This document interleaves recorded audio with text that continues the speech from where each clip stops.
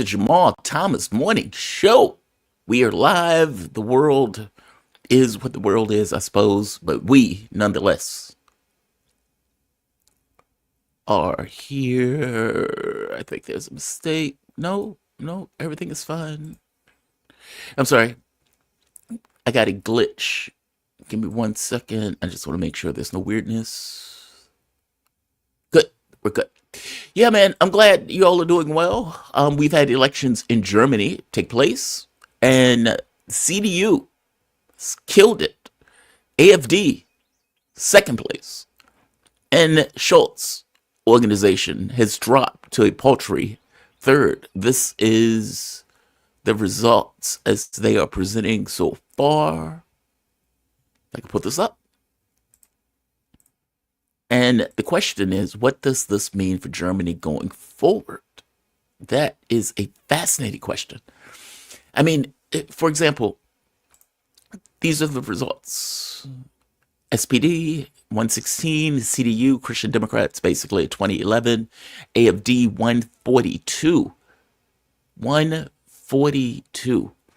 Now, Merz, I may be pronouncing his name wrong, will be the one most likely forming a government. The question is, will he form a government with the AfD, Alternative for Deutschland? No, the AfD is often considered a Nazi party, but as I continuously point out, the reason that right-wing parties win is not because the right-wing parties are love and light. It's not even that they're all that good. It's more so they every so often take a different tact on what is in the best interest of Germany. And if you are one of those people hearing somebody do a schnitzel thing, that the Muslims are coming after schnitzel, but you also hear that person point out, by the way, maybe our foreign policy with the U.S. has not been to our betterment. Okay, well, they're probably going to choose that guy. And so you're seeing this kind of rightward shift in Germany, or let's say in Europe proper, for the basic reason that every so often they would say something that is in European interests, whereas the liberals have lost their minds. And so you have an election where the AfD ends up with a number 2 showing. And again, this puts you in the mind of Le Pen, where Le Pen doesn't necessarily win it, but she's expected to win it in 2027 whenever that election takes place, considering it's Le Pen. After all, these people were considered to be on the outskirts of the political mainstream. And yet, when you give the public opinion, these are the people the public chooses. Okay, liberals should ask themselves questions. Merz, or if I'm getting his name wrong, should be asking himself a question in regards to what is in the best interest of Germany. Now, he has come out and said that Germany needs a foreign policy that needs to go its own way. What does that mean? I have no idea. Nevertheless, CDU will most likely get the right to form the government of Germany, or at the very least try to. Their situations are different. In parliaments, they have to merge in order to get the majority necessary to govern. And so the question comes up. Who will the CDU govern with in order to get the requisite total for the Bundestag to go with legislations? More interesting, what would they do on a foreign policy stage? Keep in mind, France and Germany are the 2 major foreign policy powers in Europe. And so with a verdict like this, because it is a verdict, Schultz has been pushed to 3rd place, like just a humiliating loss for Schultz. What do? The German public is clearly telling them something. Are they going to listen? It's fascinating. Shout out to the chat, by the way. Deborah Wilson, shout out to you. Diane Thomas, shout out to my mama. Adrian, I think this is Dittman, shout out to you too. The new German chancellor is just trying to appease the masses. Bad choice. Better to have someone who will anger them and make them vote for real change. Alexandra Black, shout out to you. It took more skin off me. I don't know what that means. I don't know what took skin off you, Adriana, but I'm sorry for that. I don't know what that is. But yeah, this is Germany, the new Germany, quote unquote, whatever that means, if that means anything at all. In other reports, Wickoff, I have become a fanboy of Steve Wickoff. This is the guy that Trump chose. I have seen him on more than one occasion have conversations in mainstream media that shocked the hell out of mainstream media in regards to what Wickoff has said. This is another one of those cases that is shocking the shit out of mainstream media because of his blunt honesty about reality. President Zelensky, as you just noted, and laying out the concessions Ukraine will have to make to end the war. What concessions will Russia have to make? Well, I think in any peace deal. By the way, fantastic question by Jake Tapper. Fantastic question. And if you notice, yes, I'm saying fantastic because it's a question I've asked over more than one occasion myself. If you are trying to get a deal, fair enough. You want to end the war, fair enough. God is on your side to end that war. But you're losing that war. You have fundamentally lost. You know you lost. You know any real concessions cannot come out of just this Ukraine and the war stuff because you have fundamentally lost. So your question in the conversation usually, or not usually, I would say some of the reports that I've read on this have pointed out that the Trump administration is talking about more than just the war. They're talking about normalizing relationship with Russia in regards to trade and everything else. And so you can imagine that any conversation that takes place for the Trump administration will most likely have Ukraine as an item, not the item. Because if Ukraine is the only item, well, you have fundamentally lost that war.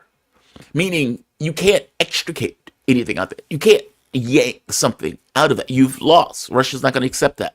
However, Russia may accept the larger deal. And in the context of that larger deal, give you something that you may want and that you can hold on to say, this is what we got out of it. Now, my question is, what is that thing? What is that thing? So I love the fact that with Wickoff here, Steve, what is it, Wickoff? Wickoff is being asked that question because Trump is going to have to answer that at some point. I love this question. Let's play it right here. You know, each side is going to make concessions, whether it's territorial concessions, whether it's economic concessions. I think there's a whole array of things that happen in a deal, and you'll see concessions from both sides. And that's the president's, that's what he does best. He brings people together. He gets them to understand that the pathway to peace is concessions and consensus building. And I think you're going to see a very successful result here. We've been struggling with this conflict for 3.5 years. No different than Gaza. The president has basically said to himself, we need something more purposeful. What we've been doing in the past has not worked. Now it's time to get something to work. And if we get something... Has been putting... By the way, he's right. He's right. Two things. One, Steve Wickoff said nothing in that statement. He said nothing. There is nothing that you could take from that that is of main value. With one exception, the very end. The very end. I want to play the very end one more time because at the very end, he is right. 1,000% correct. This is him at the very end. To himself, we need something more purposeful. What we've been doing in the past has not worked. Now it's time to get something to work. And if we get something... Has been putting... Yes, it's that. So what is the alternative? It's that part. What's the alternative? Yes, Europe is angry. Yes, Ukraine, some of them feel betrayed. Yes, you want, for whatever particular reason, based on your own value set, to keep a war going that you have lost. It's that part. You've lost. And so when he's pointing this out to an audience, maybe in Europe or in America, that has been fed lies for the entirety of this war, either that it was unprovoked, or for that matter, that Putin just wanted to take over all of Europe, whatever it was, Russia blew up his own pipeline, add in whatever nonsense tape you want to have. They've had it, and they've put energy behind it in Europe and in the United States. So when he's saying this, he's talking to an audience that he knows has been radically propagandized to for over 3 years. Today is apparently the third or fourth year, no, it's the third year anniversary of the war. And so European leaders are in Kiev almost in this kind of weird celebration of it, with the knowledge and understanding that America is pulling out. And for all the gesticulation, for all of the complaints, they can't do anything about it, not in real terms.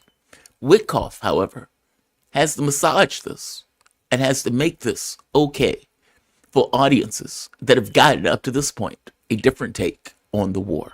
In their minds, Ukraine is breaking even. In their minds, Ukraine is not losing the war. They are in a stalemate. And they're meaning he is to navigate the nonsense that has been put out to the audiences in Europe and in America for the last 4 years. I guess it's 4 years. So no, he can't give definitive because he doesn't even know what that is. And what he probably also knows is on the battlefield, oh, you get nothing. If it's limited to the battlefield, you get nothing. I strongly suspect that any negotiation that comes out of the Trump administration is going to be much larger than the Ukraine war. And it's going to get into how does Russia and the U.S. work to deal with global concerns, maybe in Iran, maybe even with China or something like that. But also, what can Trump legitimately hold up as, this is what I got? Because even if Trump wants to end the war, he still has to end it in a way that implies he got something out the deal. It's just fascinating. I've been watching the movements that they've been making. Hegseth, Marco Rubio. Oh, by the way, the mineral deal. Zelensky apparently did not sign the mineral deal. Now, this has apparently pissed off the Trump administration, and they've been punching him over and over the fact that they haven't signed on to the mineral deal. Marco Rubio apparently gave a statement effectively saying that Zelensky lied. And as I pointed out to you before, I think in my last video, Zelensky did lie. He didn't have the number of minerals of amount that he said that he was going to have. I think they said like 100 billion or 400 billion or some insane amount. Come to find out, they don't have that much. He lied. He lied all the way through. But I want to bring in my guest. He is one of my favorites. We have talked to him over and over again, and I appreciate him for joining me. The one and only, there we are, the one and only Mark Sloboda. Mark Sloboda is an international relations and security analyst and a good friend of this show. Mark, how you doing, man? You doing all right? Jamarl, I'm alive. How are you? Thanks for having me. It's always an honor and a pleasure to be on the show. I am also alive. I'm still kicking. Mark, I have been fascinated by what has been taking place over the course of the last few days, especially the last week. We apparently have had communications where there were talks in Riyadh. Those talks in Riyadh are apparently going to continue on Tuesday. What are they talking about? Like, what is the conversation that Russia and the United States are having? As I was telling my audience, if it's limited to the war, then Trump gets nothing out of it, which means by definition, there has to be a larger conversation of international relations that is taking place. What is happening in Riyadh? Because Europe is freaking out over these conversations. Yeah. I mean, it's pretty clear what was spoken about thus far at Riyadh and the conversations that have been going on, on the phone and around it. And that is not primarily the conflict in Ukraine. That was not the major thing. There weren't any, shall we say, negotiations over the conflict in Ukraine. That hasn't even started yet. The primary things that were talked about, and this was actually made pretty clear if you read past the hysterical headlines in even the New York Times and the Washington Post, and they're reporting on it. But the Russians said the same thing. The one of the Russian people that was there, Yuri Ushakov, who is Russia's top personal foreign policy advisor to Putin, right? So kind of roughly the equivalent of Mike Waltz there, right? The Russians sent 3 people in direct similitude, right? Parallels in position to the U.S. The U.S. sent Secretary of State Mark Rubio. The Russians said Russian Foreign Minister Sergei Lavrov, right? The Americans sent Mike Waltz. The Russians sent Putin's top foreign policy advisor, Yuri Ushakov. The Americans sent this businessman, Steve Wickoff, who is close to Trump. And the Russians sent a businessman, Kirill Dmitriev, who is the CEO of the Russian Direct Investment Fund, right? So someone who can speak business, right? Very parallel. The main topic of conversation was simply the restoration of formal official diplomatic contacts between the United States and Russia, and the beginnings of a conversation on what are the obstacles to this dialogue, right? What because it's been 3 years since the US and Russia have talked. What are the obstacles? And one of the primary obstacles that the Russia has is, both sides have, is one of the things that has occurred in the last 3+ years is that both sides have reduced the staffing and activity of each other's embassies on their territory to a skeleton crew and a minimum, right? The first thing, and also the Russians complain that the U.S. openly seized Russian diplomatic property, right? And that is something that in the coming months we may see restored to Russia. It's a possibility. That it hasn't been a direct statement to that effect yet, but they have made statements that they are beginning the process of restoring diplomatic relations and removing the obstacles to each other's diplomatic work, which would mean both sides are right now agreeing on will allow each other to increase the number of embassy staff, right? The people permitted in each other's countries, what they can do, where they can go, that sort of thing. So that is one of the primary things. They also set up a consultation groups to deal with annoyances, right? Essentially, or shall we say obstacles, right? To dialogue. So basically, it's a group that it aims to head off further diplomatic or further, political and geopolitical disagreements with each other, right as they emerge, and prevent them from escalating any further deterioration of a relation. So it's an ongoing consultation and contact group. Hey, we don't like that you did this. That is not helping the situation. That's the purpose of that there. And the third thing they did is they discussed the possibility of a Trump-Putin summit, right? What would be required for that. They have not come to any firm agreement yet, and that's obvious a week out from those talks, right? That is not set yet, but they've begun the discussions in that direction. And they have obviously, when it comes specifically to the conflict in Ukraine, they stated each other's blanket position. This is our opening position going in. This is the way we feel. This is our terms, right? This was said on both sides. And we're willing to talk with you about these things, right? Those talks haven't begun, right? They are going to begin. And the Russian side at least announced that the U.S. is going to appoint a head negotiator on their side. And once they know who the American head negotiator is, because the U.S. has initiated these negotiations, then Russia will assign someone whom they feel is at a same level and able to, do the same type of business. So that is really all that has happened so far, right? What the Europeans are so furious about is that Russia and the U.S. are talking again. That's it. That is because that hasn't happened for the last 3 years. And the view that the Biden administration and the Europeans have adopted is that diplomacy is not done for your enemies, Russia is our enemy. We don't talk to them, right? Which This makes is no in sense. line. That makes no Yeah, well, sense. it flies in the face of what we have understood as diplomacy during the entirety of the Cold War, right?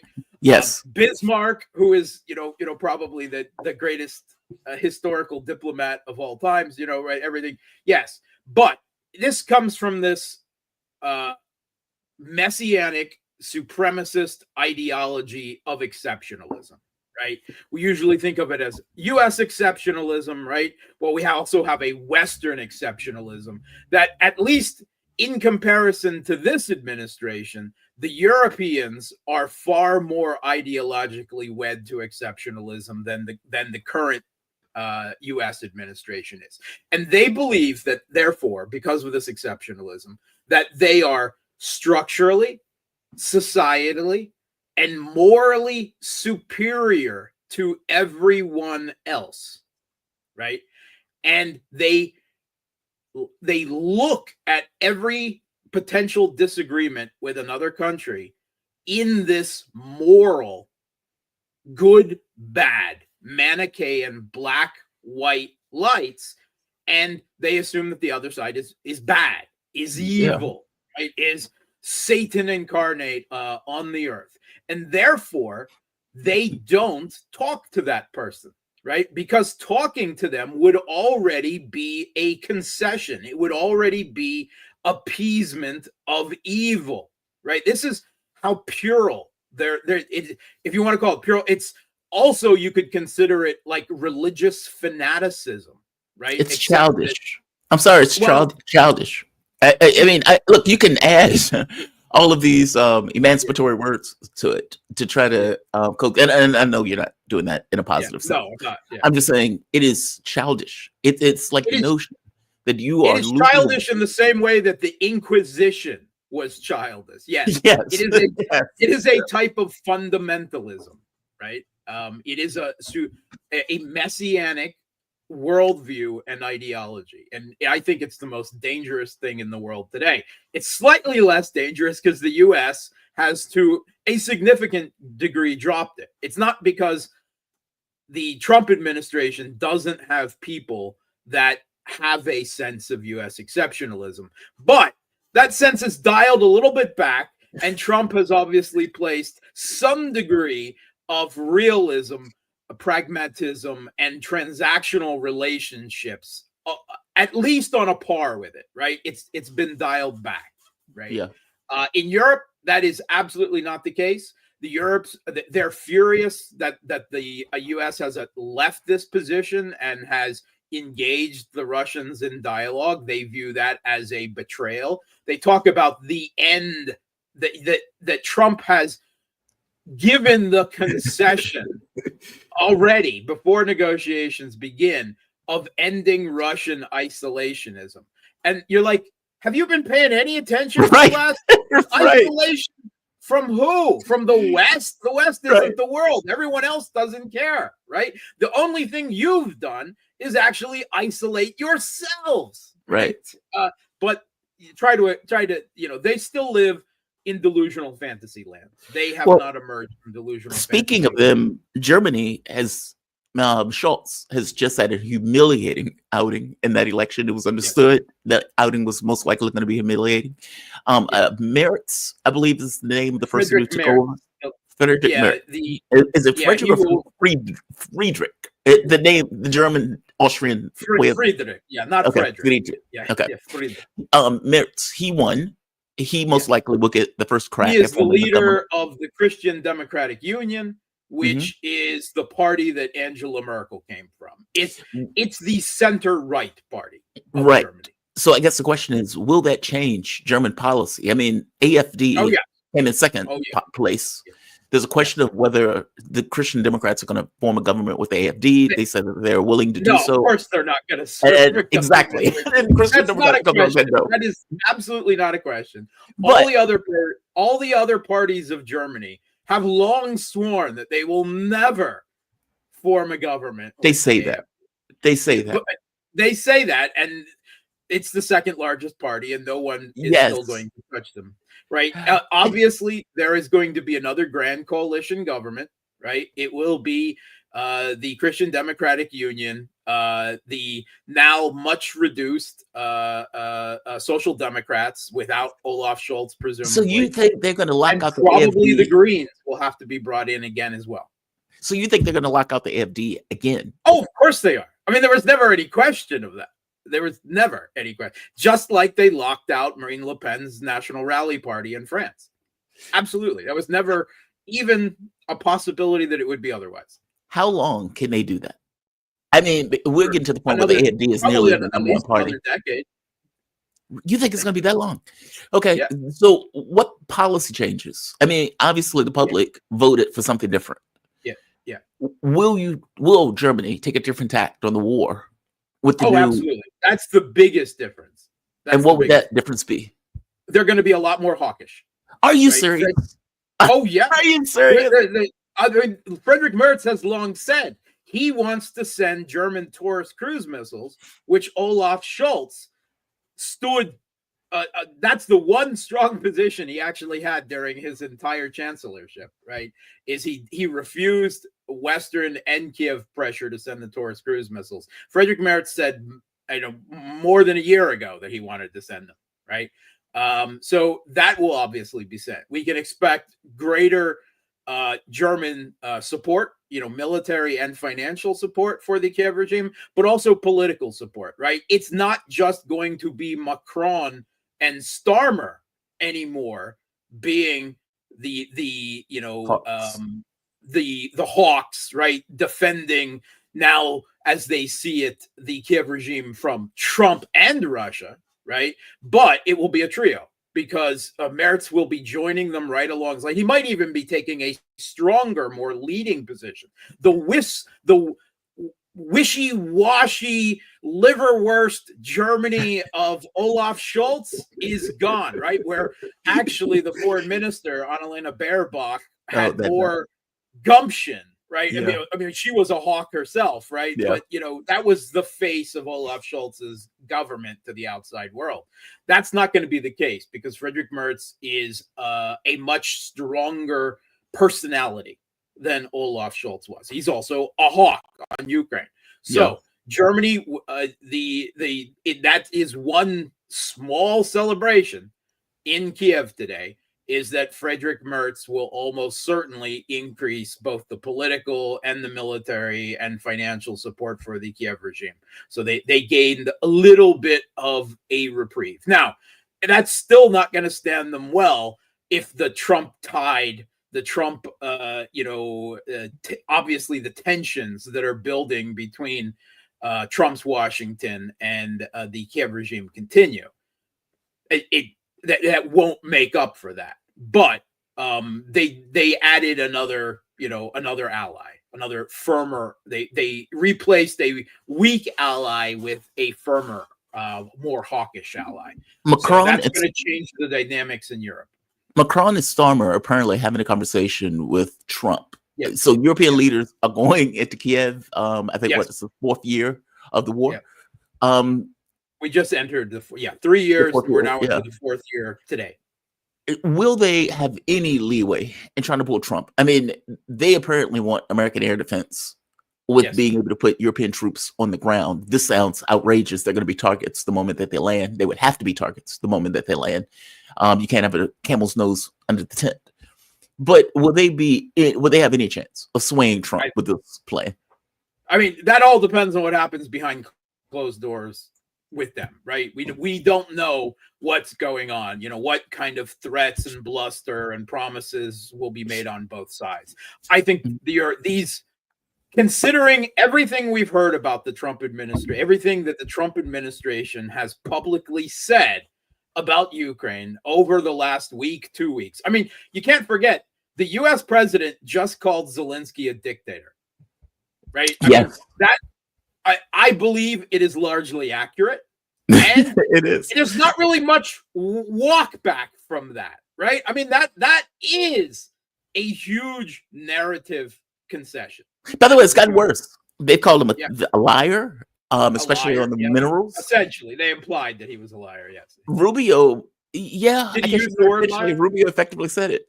And to make it even worse, Bloomberg pointed out that Zelensky did lie to Trump because they didn't have the mineral wealth Yeah. that they said they actually had. I think it's like $500 billion. Well, I mean, the Trump administration knew that. I think the Trump Oh, you knew that? You administration. think they knew it going into it? Oh, absolutely, they knew. I mean, come on. You don't think that the U.S. intelligence community knows what the mineral wealth value of Ukraine is, right? I believe the Trump administration is playing a game. I believe they are actually putting enough dangling mines right out there that to let Ukraine walk of their own accord in them that will allow them to rhetorically and narratively separate themselves more and more from Ukraine. Look at this. He refused my deal, right? He owes us money, which he actually doesn't, right? Whatever you may think, the Biden administration was the last president, and they gave all of this money and weapons to Ukraine primarily as grants, right? They gave it.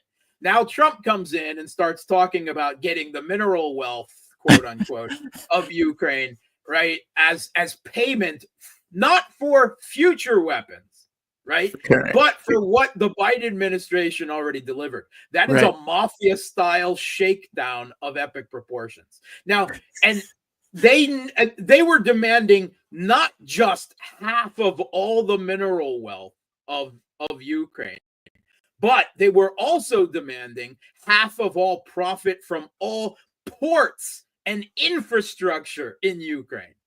Like half of every hryvnia you make goes. Oh, that's the document that Zelensky wouldn't sign because the reporting is Zelensky refused to sign. Yeah. It was. I mean, he literally would have been selling his country as colonial serfdom to the United States, right? He's correct in that way, right? And the Trump administration knows that. They know that there's. I mean, they're probably joking. But do you think he'll actually sign that? I don't know. You know, they're laughing, right? They assumed that he would not sign that. Yeah, well, he couldn't then sign it. say he didn't take our deal. How dare he? He owes us money, right? This is them laying obstacles, right? And every time Zelensky does something stupid and opens up his big mouth in an angry retort to these steps, Trump's hit him. This is Trump. They chuckle and take another step back. Yeah. This is a game. I think the Trump administration is very clearly, purposefully doing this. I think, of course, they knew that whatever mineral wealth that Ukraine has, first of all, is largely, you know, the majority of it's already in Russian hands in East Ukraine. Second of all, it's blown out of proportions. Third of all, what there's big questions about practicality and profitability of even mining it. Rare earths. Yeah. They're not actually that rare, right? First of all, it's hard to get. Second of all, they require immense destructive strip mining of entire swaths of earth, right? You literally have to filter tens of thousands of tons of earth it's like panning for gold. You're looking for those little tiny to accrue enough of these rare earths to make it profitable. So it's incredibly expensive, time consuming, and destructive, right? And there's no infrastructure at all for it, right? And you know, if there's not, then there's the question, well, why hasn't it been done already? Why hasn't anyone done it? It's because that it would have required so much investment that no one saw that it was profitable until this point. And the Trump administration certainly knew that. They've been playing one, as Trump loves to toss this type of bone to his base, right? Yeah, we're in Syria for the oil, right? And the CIA is like, no, we're not. We're in there as a bulwark against Iran and against the United States, and to prevent the reconstruction of Syria sitting on their oil so the government can't have economic recovery and eventually collapse, which they did, right? But if Trump wants to publicly say, and that we're there for the oil, sure, whatever, right? Let him say that, right? He likes talking in that monetary colonial attitude to his base for whatever reason, and they eat it up. I think part of it, right? He's there. Americans, I'm gonna get your money back. I'm gonna get your money back. We're gonna get some hard. Oh my God, they refused my deal, right? How dare they, right? This is a pantomime. This is a performance being put on, and Zelensky is once again playing his part, and he's actually playing it better than he has, at least as far as the Trump administration is writing the script. Well, speaking of Zelensky, so the reporting came out over the weekend that he said he'd leave for NATO membership. And I'm like, dude, you are just going to leave. Yeah, right. Or peace. That was the other thing. Peace or NATO membership. This is nonsense. You give me NATO membership, which is not on the cards, whether I'm there or not, and I'll leave, right? I mean, that's rhetorical games, right? That's positioning. That has nothing to do with reality. He is not really offering you. This comes because there was a report in the New York Post, which has not been refuted by anyone in the Trump administration, right? But supposedly the New York Post, which seems to be Trump's go-to, leak source at the moment, right? Right, because that's the Republican rag versus the liberal New York Times, right? Anyway, so he went to the New York Post, says they have an anonymous Trump administration official saying that Zelensky should just leave Ukraine. He should go to France yesterday, right? Yep. I mean, he should be gone. He should get out of Dodge, right? And this is Zelensky's response to that, quite clearly, right? Give me NATO, I'll leave. Yeah. Sure, I'll leave. Just give me NATO, right? That's and he is talking even longer. Like he's saying, I don't intend to remain in power for decades. He's going further and further into delusional emperor with no clothes fantasy land, right? Against all this pressure that's mounting on him, he is not getting smarter. He's moving further and further into his desperate, panicked, delusional fantasy world.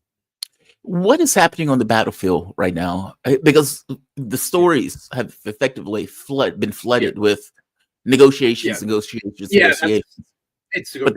because there hasn't been any big dramatic change on the battlefield, right? What is going is building. First of all, during all of January, the whole pace of the Russian offensive, and I believe the possibility of any Ukrainian offensive or counteroffensive, was paused because of the bad weather, because it was such warm weather, freakishly warm weather above zero for much of January, which made the roads, horrible, and any kind of off-road maneuvering, with treaded vehicles and practically impossible. Right, at least for any type of maneuver warfare.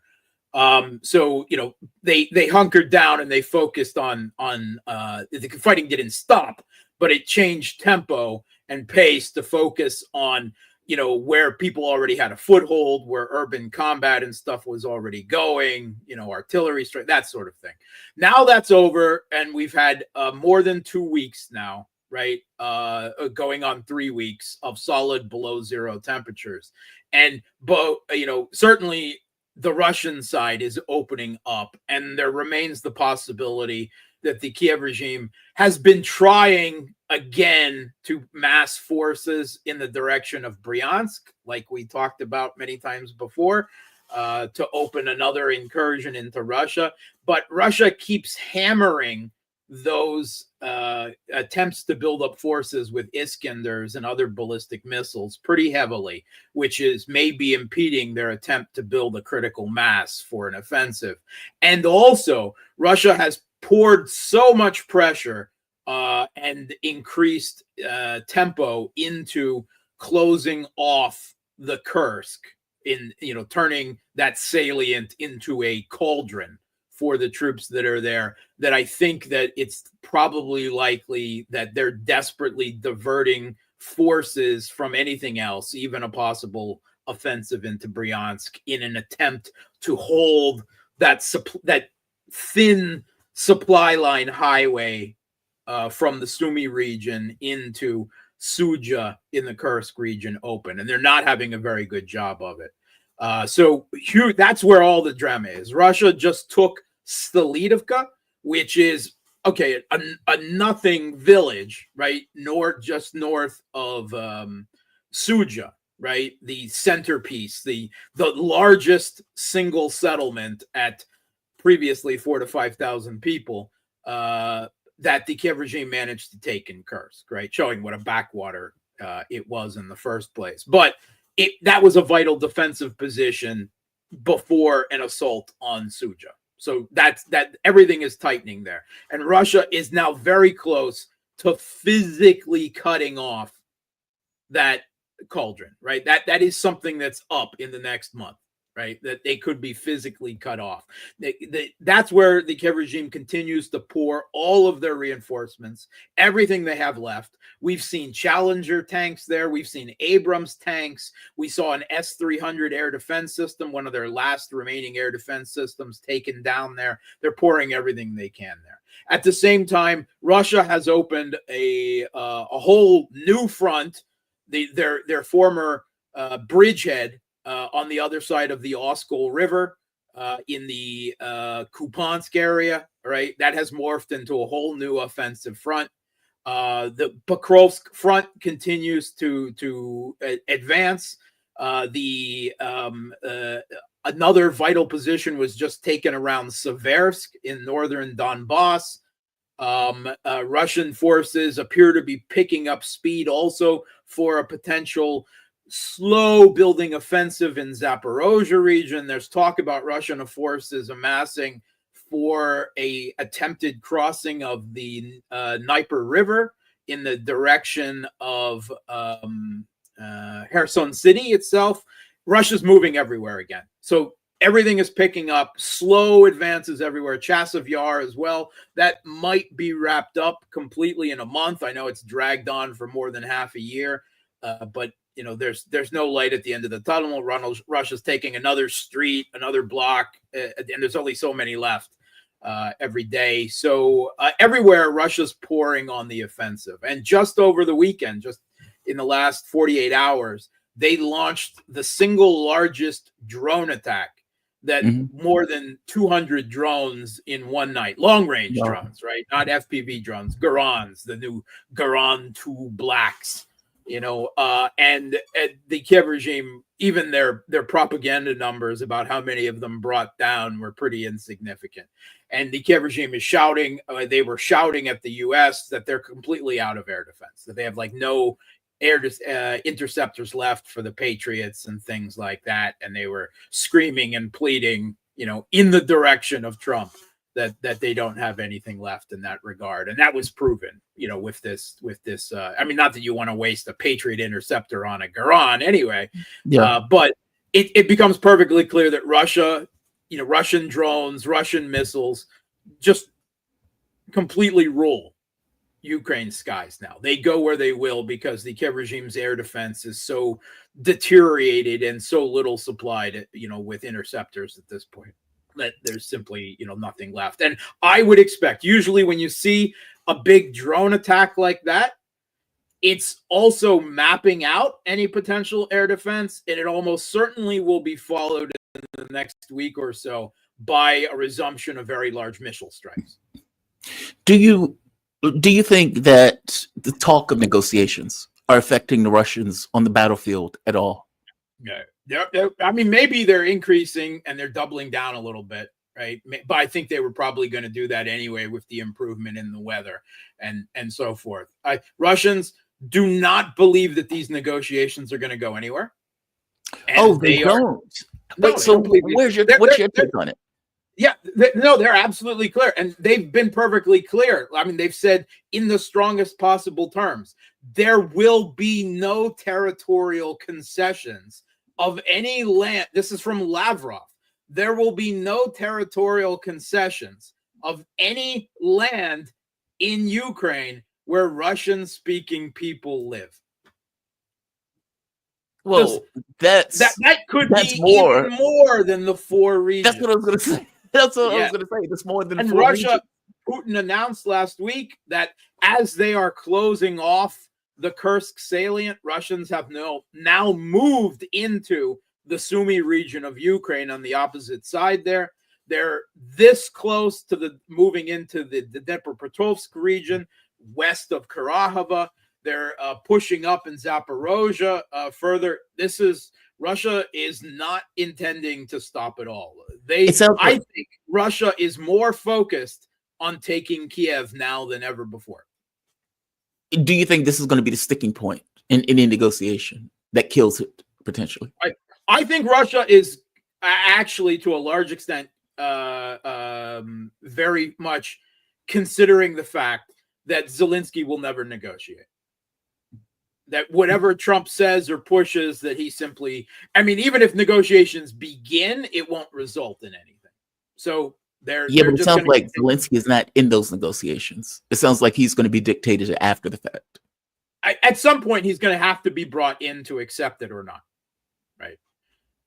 I still don't believe that there's any terms that the U.S. can present that Russia will accept, because Russia's terms are too maximalist for any U.S. president to accept. So the best thing is for it to make an appearance that there were negotiations, to blame the lack of progress on Zelensky, and for Trump to say, I tried, but this dictator, this fool, wouldn't see sense, and I'm walking away. If the Europeans want to continue to play, let them play. Let them pay the cost, right? Americans have paid enough. That's the rhetoric I believe you will hear out of the. Now, it's still possible but increasingly unlikely, that Trump will reverse position if the Russians don't accept whatever they present and say, oh, then I will escalate to de-escalate. That gets harder and harder when you're going further down the rabbit hole and saying that Zelensky literally is a dictator and a liar. How do you reverse from that position? That is why I am more confident that this will be seen through on the battlefield, and that it will be quicker, because it appears that the Trump administration might actually be laying the ground with foresight for letting this quietly simmer and fail and walking away, which I didn't believe that any U.S. administration will do. But everything we've heard out of the Trump administration, look, we heard Hegseth admit actual battlefield realities in the last week, that Russia has a massive advantage in terms of both manpower and firepower, but further, that no Western aid package, by that he's talking about including the U.S., will change that fact. Like, we can't outproduce the Russians. We can't outfight the Russians. We can't out-manpower the Russians, right? And you had Trump admit, right, that negotiations are going to be very hard because the Russians don't need a deal. They can just take it all if they want. That's what he said, right? I mean, practically word for word. Yeah. Right? Yeah. And he went even further and said a deal would be very hard. Negotiations would be very hard because Russia's already taken so much territory. They're admitting that they now understand the battlefield realities. They now understand the strength of the Russian position and their determination. And they're already, we don't know if these negotiations will work. Zelensky's fault, right? That appears to be where they're moving. I let them fail on the battlefield. For months, I have avoided, this possibility because I didn't believe that the Trump administration would ever adopt as obviously a pro-Russian position in these. And the Europeans are screaming, and to a degree they're right. I mean, in comparison to the Biden administration, sure, you can say it's what what Hegseth and others said, that this isn't pro-Russian, this is realist, but reality has long been pro-Russian in this conflict, right? It's equivalent. Now the Europeans are now. Wait, just so I'm clear though, you're saying that Trump is going to let Ukraine fail on the battlefield, like the army just fundamentally, completely collapse on the battlefield, and blame Zelensky after the fact, saying, "Hey, we did everything we could. This is Zelensky's fault." That's everything. That's where it appears everything is going. And that is a change in from what I said a month ago, right? And it's because where the Trump administration has, and I don't change my course, lightly. I've just seen so many data points pop up. I mean, again, the U.S. president called Zelensky a dictator. I mean, how do you walk back from that?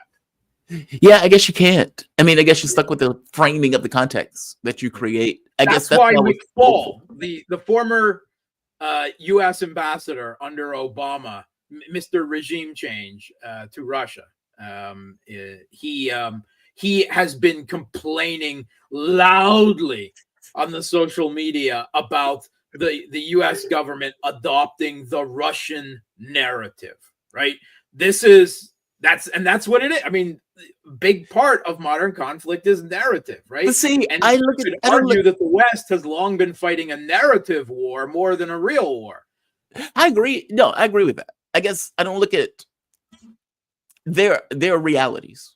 And what I mean by that is if NATO expanding to the border of Russia, okay, well, that's going to be an issue. That's a reality. That's not my take. That's not my feel. That's not any of that stuff.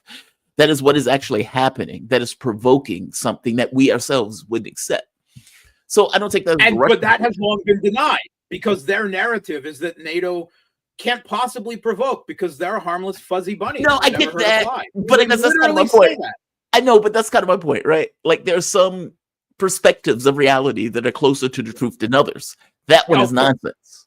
Yeah, that doesn't make it a Russian position. That's just true. Objective. Yeah, I'm not one who believes in objective truth. I got to say that right out there. But obviously, some positions are closer to realities on the ground than others, and theirs has long been so divorced from reality that they're floating high in the stratosphere with it very far from realities on the ground. Exactly. And so I don't take it as the Russian position. I just take it as this position is more true. These people are out of their mind. Sure. But that's not the way they look at it, right? As far as they're concerned, reality is pro-Russian, and therefore reality is to be denied. That has been what has happened, right? In the narrative, in the Western media, and the words of the Western elites for the last 3 years.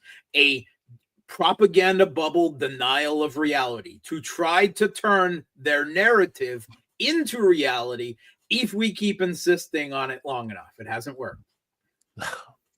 I got to ask you, from your take on this, so is that the Russian perspective that ultimately, and maybe I shouldn't say the Russian perspective.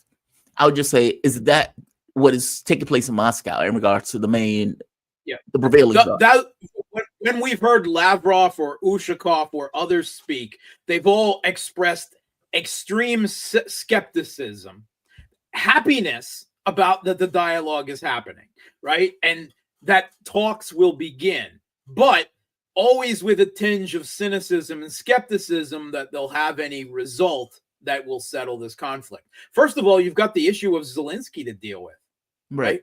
How long will it take to get rid of him? If you're going to hold through elections, that could last through most of this year, right? Where will the battlefield be then? Maybe at a dramatically different location after this summer, right? So the Russians aren't even pausing in that regard. They intend to drag this out. The Trump people are like, let's let Trump and Putin meet, and they can hash it out between themselves, and then it will all be over tomorrow, right? Or yesterday. And then the Russians are like, no, calm down, hold your horses. That's not the way we do things, right? Right? We just started talking again. This is a first trial date, right? No, we're not even getting any close to first base here, right? That's the position the Russians are taking, right? There have to be preparations, right? That's the way things work when the big boys do diplomacy. And Trump and Putin only come in at the end when there's an actual agreement, right, for the officiating, that sort of thing. They're quite clear they're going to drag this out for negotiations out for as long as possible. And if anything, only increase the intensity and the tempo on the battlefield. Okay, so I guess that goes to my main point about the war and the negotiations, that the negotiations can't just be about the war. If the U.S. gets nothing out of it. Because the question irreparably will be, what is Trump going to get out of negotiations? Steve Wickoff was asked this question, and he had no answer. Yeah. And my thing is, no, go ahead. Yeah. So several things. First of all, we heard from Kellogg, and I believe you always have to be careful what Kellogg says, because it often seems on a very different page from what the rest of the people in the Trump administration are on. And we know that Kellogg now is not the peace envoy to the, like, he's not going to be negotiating with the Russians. They've been perfectly clear about that. Kellogg's job is to hold the hands of the Europeans and the Ukrainians and babysit them while the big adults in the room are at the big table, talking this out, right? That's his job. But Kellogg said that what concessions was asked, what concessions do you expect the Russians to make, right?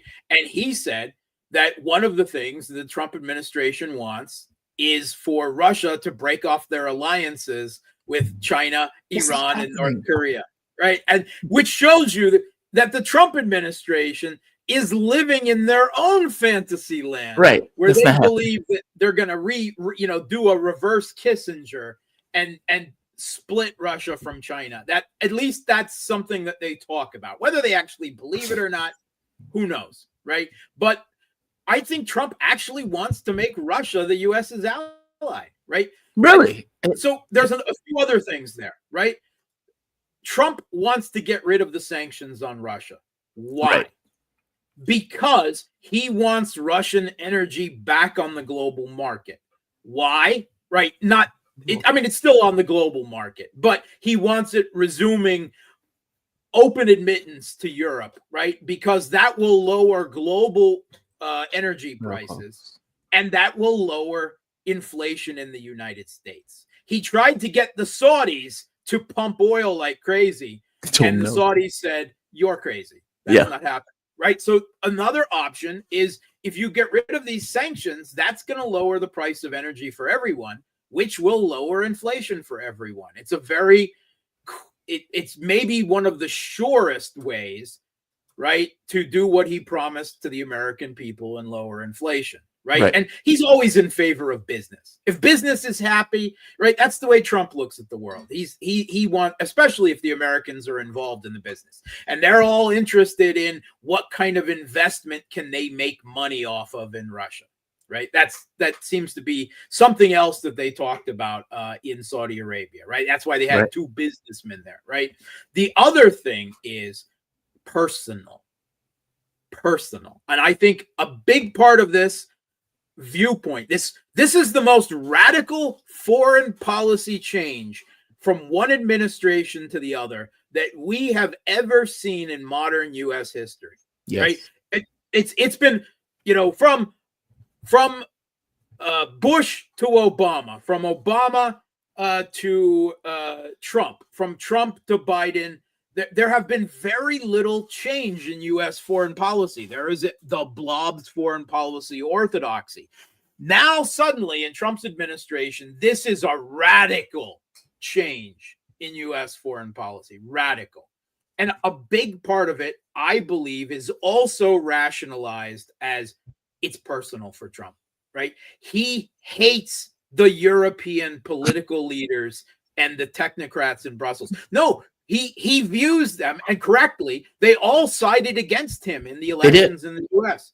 openly, right? I mean, they talked about Trump-proofing their policies, right? Keir Starmer actually sent operatives, right, to campaign for the Democrats in the United States, right?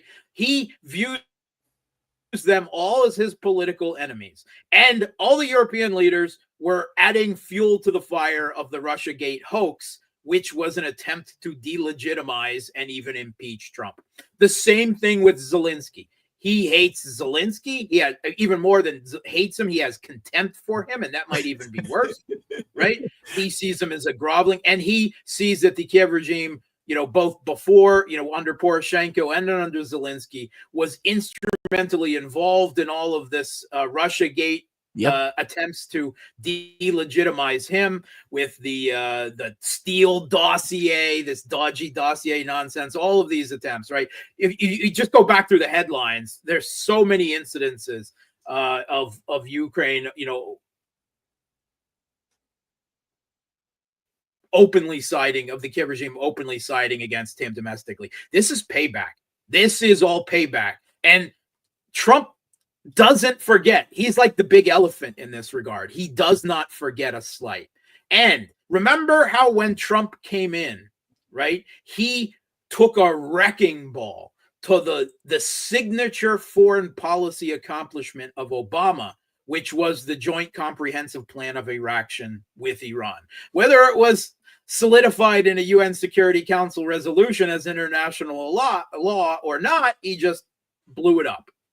I believe that this is part of the motivation here. Part of, not the only, it's always done for more than one thing, but part of the motivation is this for Trump is Biden's war. Biden has been instrumental, back to the Obama administration where he played the shepherd, the midwife of the Maidan Putsch and everything else.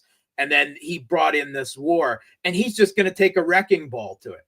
And if I believe that Trump, going back to before his first administration, his campaign, he always kind of liked Putin, right? He saw him as a strong man. I think he had respect, even a bit of admiration for him.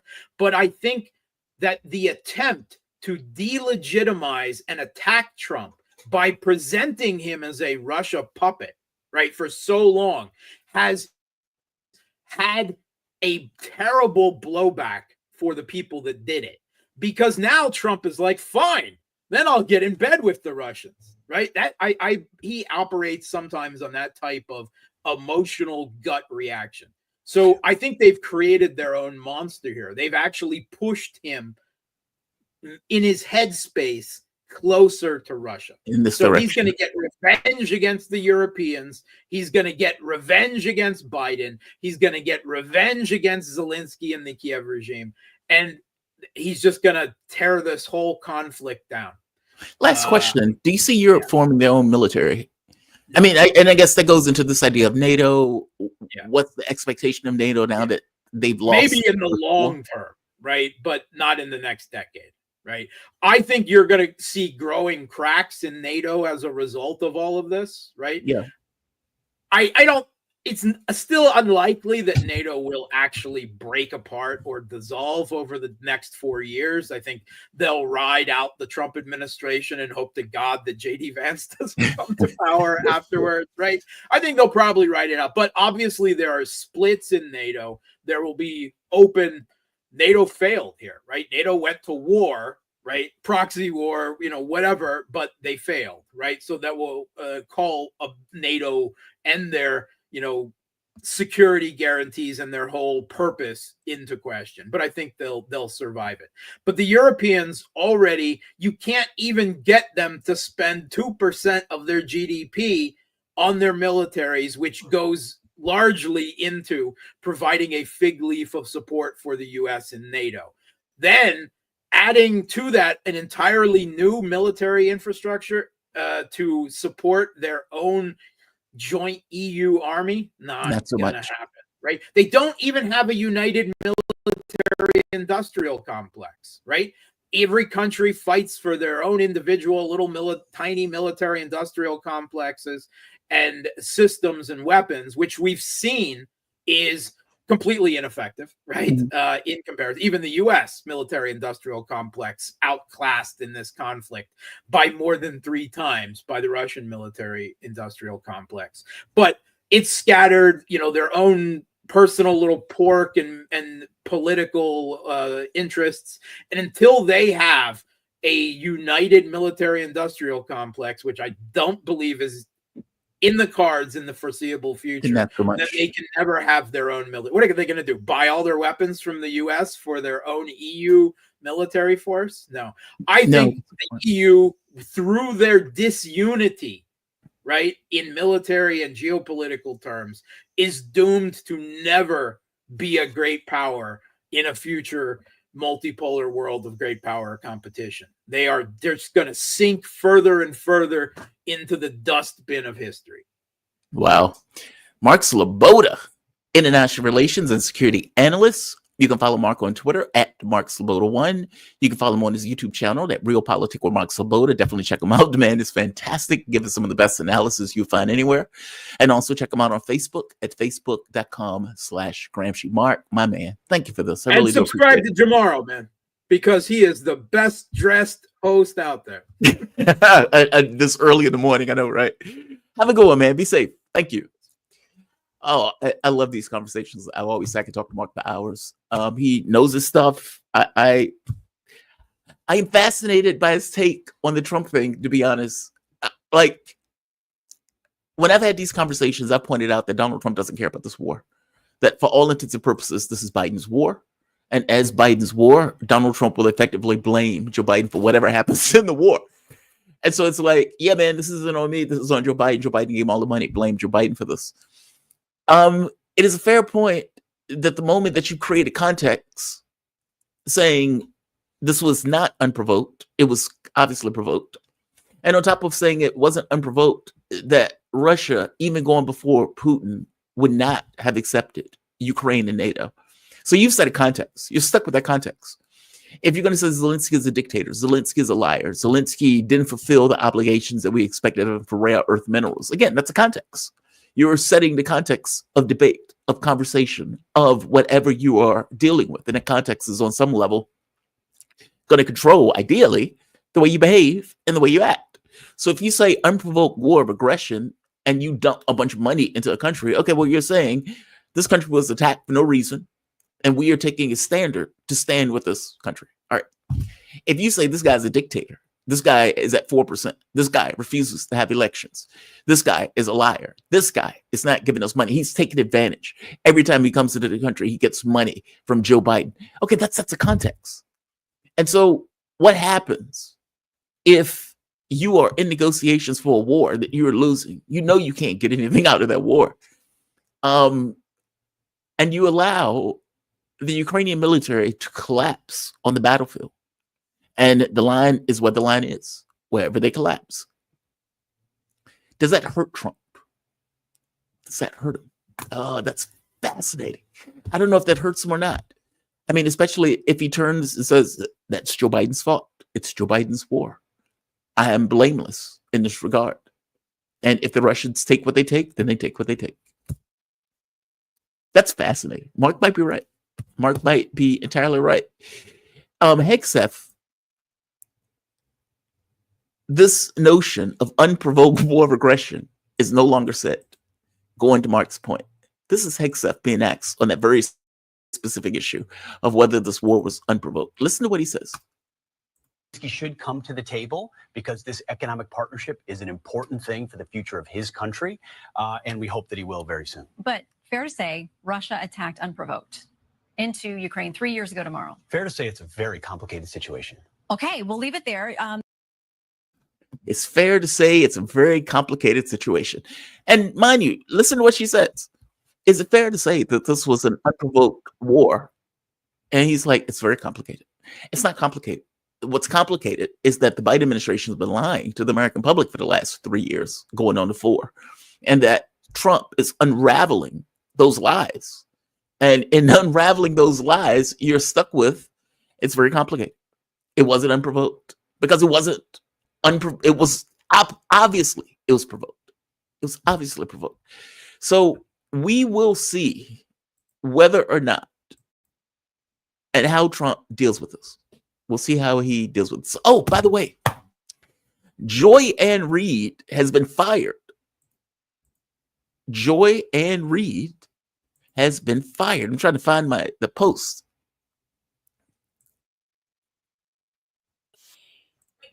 Right here.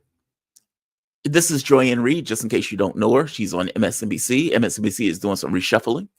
And Reid is no longer employed. We've laid out the stakes in this crucial election, where one side stands for freedom while the other meets the textbook definition of fascism, namely a far-right dictatorial regime like Hitler.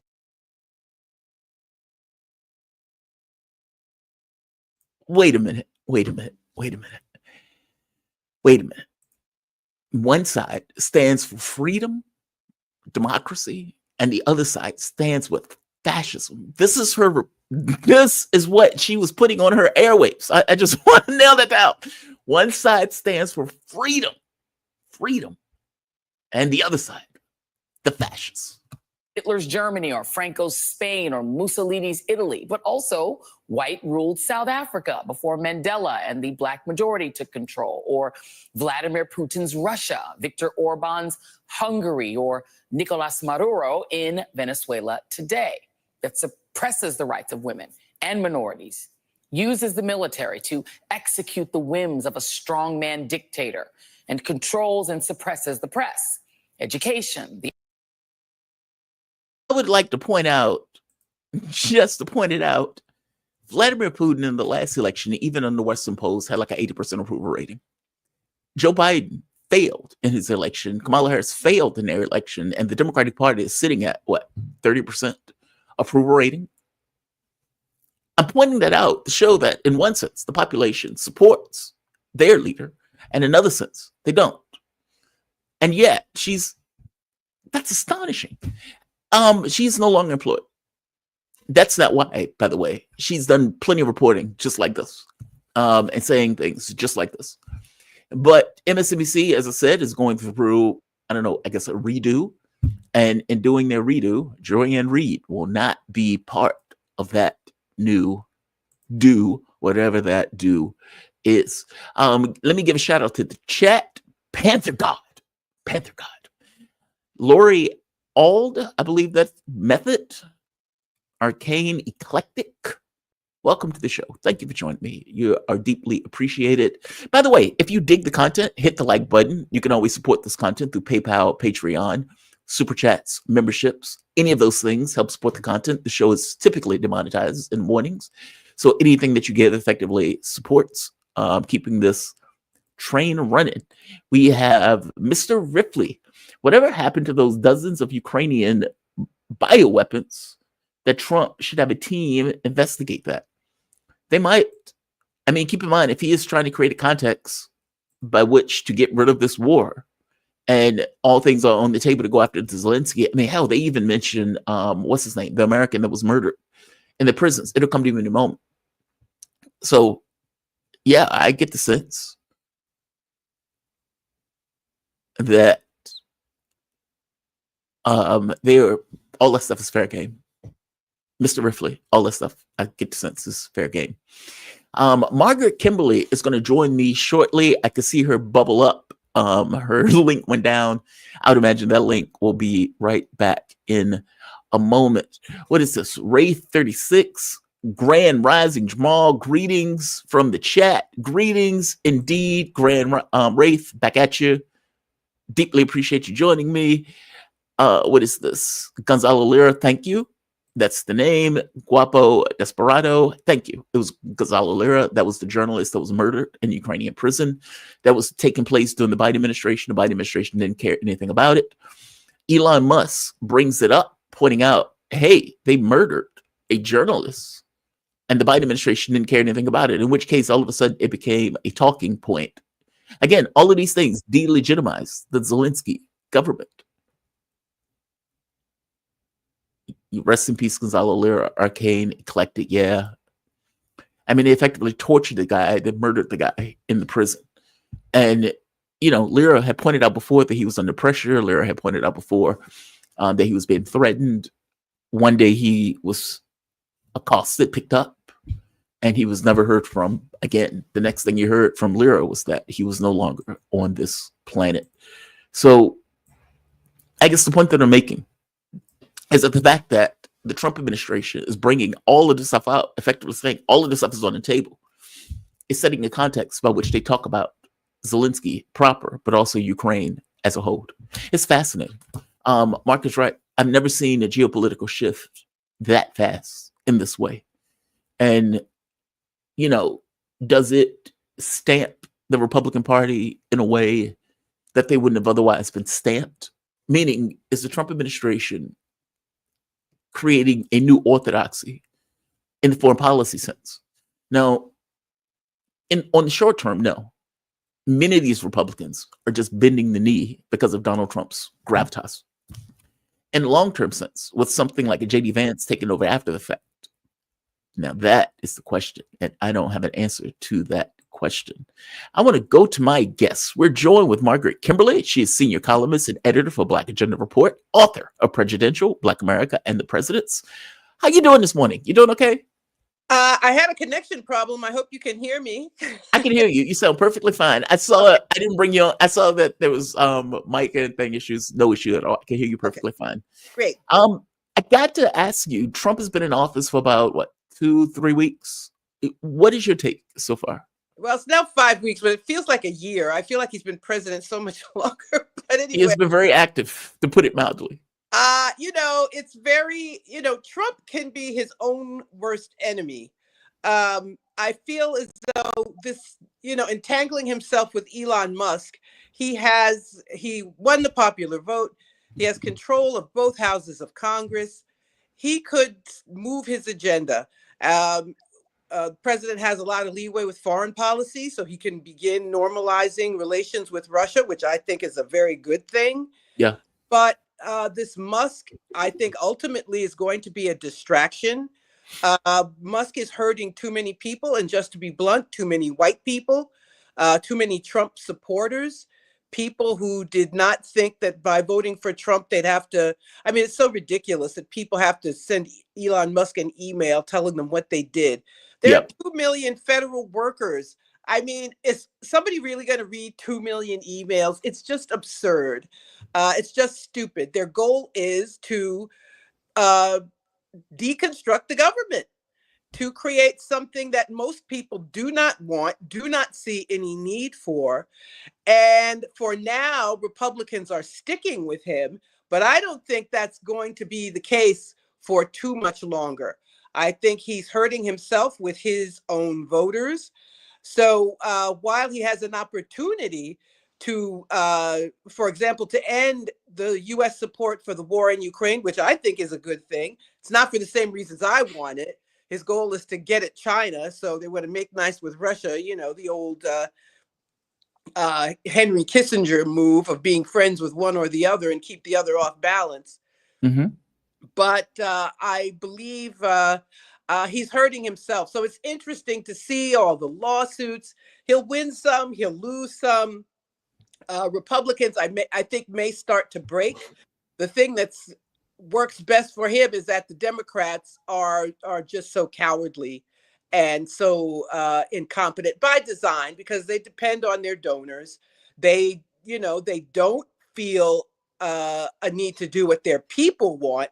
That's why Hakeem Jeffries says, well, we don't have any leverage, because he's not thinking about what the people want. They run everything. What did he say? It's their government. I mean, really, dude? I mean, he gave the game away with those silly comments. So that's Democrats are Trump's ace in the hole. But this Elon Musk thing is not going to go on forever. And I think he's only hurting himself, which in a way I don't mind. And if this means the end of the Democratic Party, the start of the beginning of the end of the Democrats, I won't be sad. So, okay. From my point of view, when Republicans are elected, one of the first things they're going to do is go after government. I assume it when they win. Does the American public see it that way? Meaning, is it possible that they put these guys in because from their point of view, there needs to be a reset? Or from their point of view, meaning, are they accepting these cuts that Elon Musk and Donald Trump is putting through? No, they're not accepting those. It's a funny thing. I'm not sure what people mean when they rail against big government. How you have a country of 330 million people. How do you not have a big government? Right. But people want somebody else to be hurt. They worry about somebody else cheating on public assistance or something else, something that has nothing to do with them. But this Doge Elon Musk This thing, is hurting them, right? It's hurting everybody, and it doesn't make sense to people. So if Trump had a budget bill, just did the normal thing and tried to pass a budget bill, which by the way, Obama did, there has been austerity in place to varying degrees ever since Reagan. So he could do basically what other presidents have done without much pushback if he just did what most presidents did, which was to pass a budget bill. He can have another tax cut for rich people. He can do all of those things, but he's allowed himself, being who he is, he's allowed himself to be distracted and possibly to harm his own agenda. Can we talk about Mayor Adams for a bit? I when I was talking to Ted Rawl lives in New York, and I pointed out to Ted Rawl, it seems that what Mayor Adams got for the avoiding criminal prosecution was to give in on the issue of immigration. And I watch, I believe Holman is his name, sit there with Adams and effectively Bigfoot, the mayor, on live air. I think they were on Fox on the issue of immigration, where Holman said something like, yeah, and if he doesn't do it, I'm going to be right behind him, making sure. Please. Up his butt. I mean, they sat there on Fox and Friends. Eric Adams is not going to probably not go to jail. Now, Trump interceded, told the prosecutors to drop the case. To their credit, these prosecutors said, no, we are not going to just drop this case. And I think 6 or 7 of them actually resigned. Yep. These are hardcore conservatives, Federalist Society, the whole nine. And they refused to go along. Now, the judge last week held a hearing, and he says he's going to deliberate some more. He's going to get some expert advice from others. So the case has not been dropped. So it's possible Adams could still go on trial. Interesting. So it's not clear yet what's going to happen.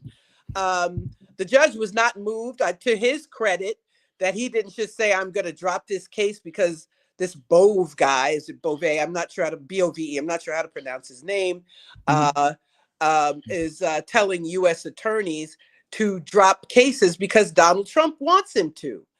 And this is a big mess for us here in New York City. We, in effect, don't have a mayor. We have a mayor who's limping along, politically damaged. 4 deputy mayors resigned last week in protest. Really? Yes, 4 deputy mayors. I believe there's a total of 8, but half the deputy mayors have quit. People are pressuring Governor Hochul to remove him. She has the power to do so. So we have his term ends this year, I believe December 31st, and the new mayor will take office on New Year's Day. But he can't run again. He was toying with the idea of running as a Republican. Apparently, he was once registered as a Republican. So he was making those moves. But it's unclear what's going to happen. If the governor removes him, then the public advocate, that's a citywide position, will be the acting mayor, and there'll have to be a special election. The other issue is Andrew Cuomo, waiting in the wings, the former governor who had to quit because of accusations of impropriety. He's lurking around. He has a lot of rich friends. He could raise enough money to be mayor. A lot of people don't want him. There are moves to encourage the city council president to run to try to block Cuomo. So it will be interesting to see what happens. But Adams is crooked. The biggest charge against him was fraud in campaign donations. Right. New York City has a very generous match. I believe sometimes it's 8-to-1. If you give $10 to a candidate, they get $80. So Adams created straw donors to inflate his campaign war chest. He ended up raising some $10 million, but a lot of that's fraudulent. So that's a theft of public funds. Others in his administration have quit for other impropriety. It's a mess. It's of a mayor who he harps on. Even though he's Black, he's a conservative. You know, he really worked hard to get the New York Post's endorsement when he first ran, and he did get it. So he's always talking about crime. Even if crime goes down, he's going on and on about crime. There's no indication of any competence. No indication that he's really in touch with the people. He won because it was a very low turnout. Yeah, basically that's how he got in. And so now he's wounded, politically wounded, not taken seriously. So we will see. Of course, he still has the powers of the mayoralty, the power to, New York City's budget year begins July 1st. He can still negotiate with the city council about the budget and other things, but he really does not have any authority as such. Even people who voted for him have now turned against him. So it's really a huge mess made worse by Donald Trump. He was indicted by a federal grand jury, and that means he ought to stand trial. So, Yeah, I've been fascinated by what has been taking place in New York with Adams. And now he seems like a captured animal, not just a wounded one. Yeah, I think he made the trade. I'll give you what you need for immigration. Get me out of this legal quagmire. And that interview on Fox, I've never seen anything like oh my it. God, it was, well, I don't like Eric Adams. So anybody else, if I saw them humiliated that way, I'd have some sympathy for them, but I don't, because Adams is a crook. He kissed up to Donald Trump to get out of trouble, and the price he had to pay was to have Tom Homan talk about being up his butt. Literally, that's for the man's words. So we shall see. And as far as immigration, New York is a sanctuary city. But can I briefly talk about what sanctuary city does and does not mean? Please. I mean, because I think a lot of people have this idea that a sanctuary city would defend what they consider to be legal acts, even at the expense of its own population. I mean, that was the way that Adams talked about it when he was in that tip with Joe Biden. Means, and it goes back to the days of Ed Koch. This is like for some back to the 80s. Sanctuary just means that the city will not use its resources to deport people. It does not keep ICE from operating in New York. There's an immigration jail in Manhattan. People get deported from New York all the time. That's all it means. The city will not help deport. It doesn't keep ICE from operating in New York. And as I said, people get deported from New York.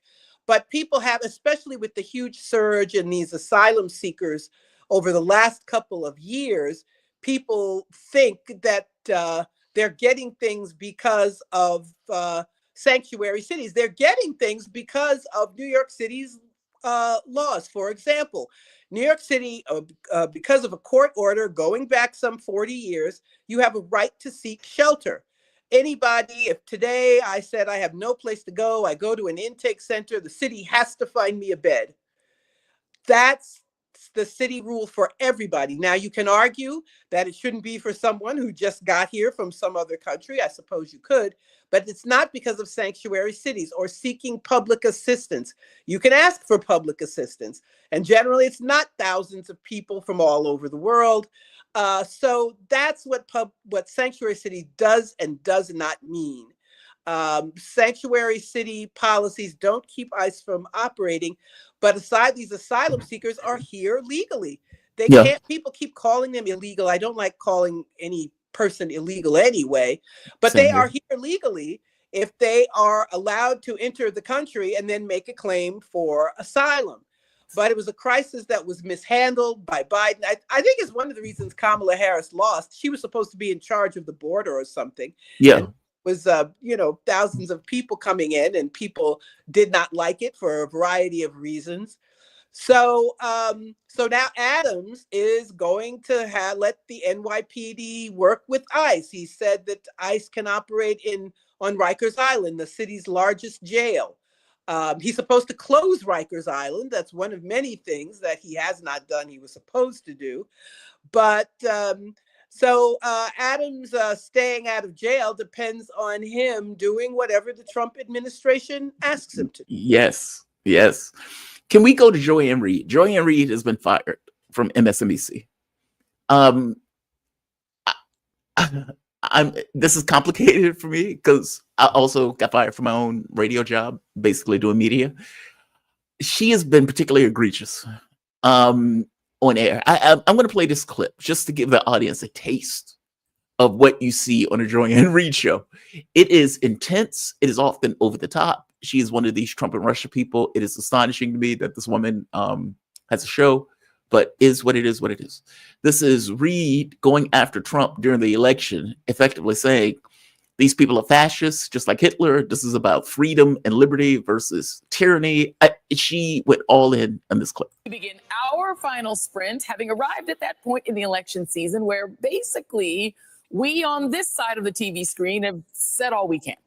We've laid out the stakes in this crucial election, where one side stands for freedom while the other meets the textbook definition of fascism, namely a far-right dictatorial regime like Hitler's Germany or Franco's Spain or Mussolini's Italy, but also white-ruled South Africa before Mandela and the black majority took control, or Vladimir Putin's Russia, Viktor Orban's Hungary, or Nicolas Maduro in Venezuela today, that suppresses the rights of women and minorities, uses the military to execute the whims of a strongman dictator, and controls and suppresses the press, education, the arts, rewrites history to suit a favored and dominant racial class, and foments extravagant corruption in order to enrich the dictator and his friends. That is the opposite of what Putin has done. I'm sorry, I gotta point that out. And on top of pointing that out, Putin won his election by like 80%. Orban won his election. Clearly, these were elections. These were actual elections. Comparing Trump to Hitler seems outrageous. Well, and how do you lump in Maduro with Hitler? I mean, Yes. This is just absurd. This is just stupid.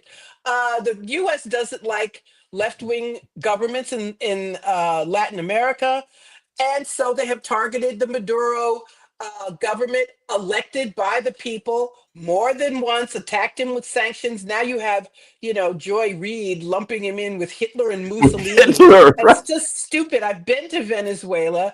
It's not a dictatorship.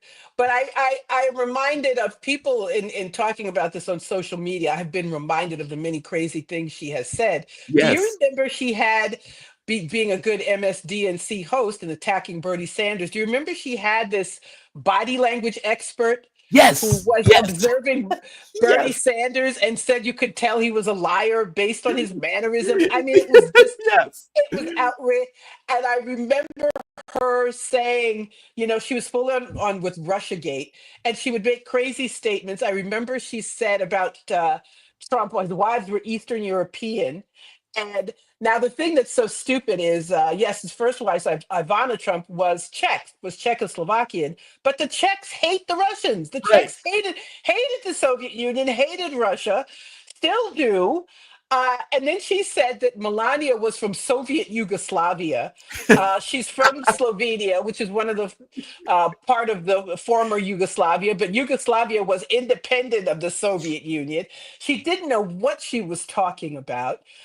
So you see this, and MSNBC is Fox News for Democrats. Yes. It's not any better. It's the same thing. It's not real news. I've been in a captive audience and I've had to watch it because I was with someone else who was watching it.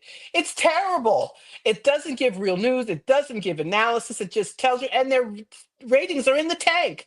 Yeah. So most people don't even want to watch it. Well, that's what she got fired. I mean, it's not just her, Rachel Maddow, what is it, Lawrence? Oh, I forget his name. O'Donnell. Lawrence O'Donnell. I mean, these guys, I remember during the Bush administration, I used to love Rachel Maddow. And then when I think Obama got in, I was like, wait a minute. Oh, he is continuing the wars, but they don't care anymore.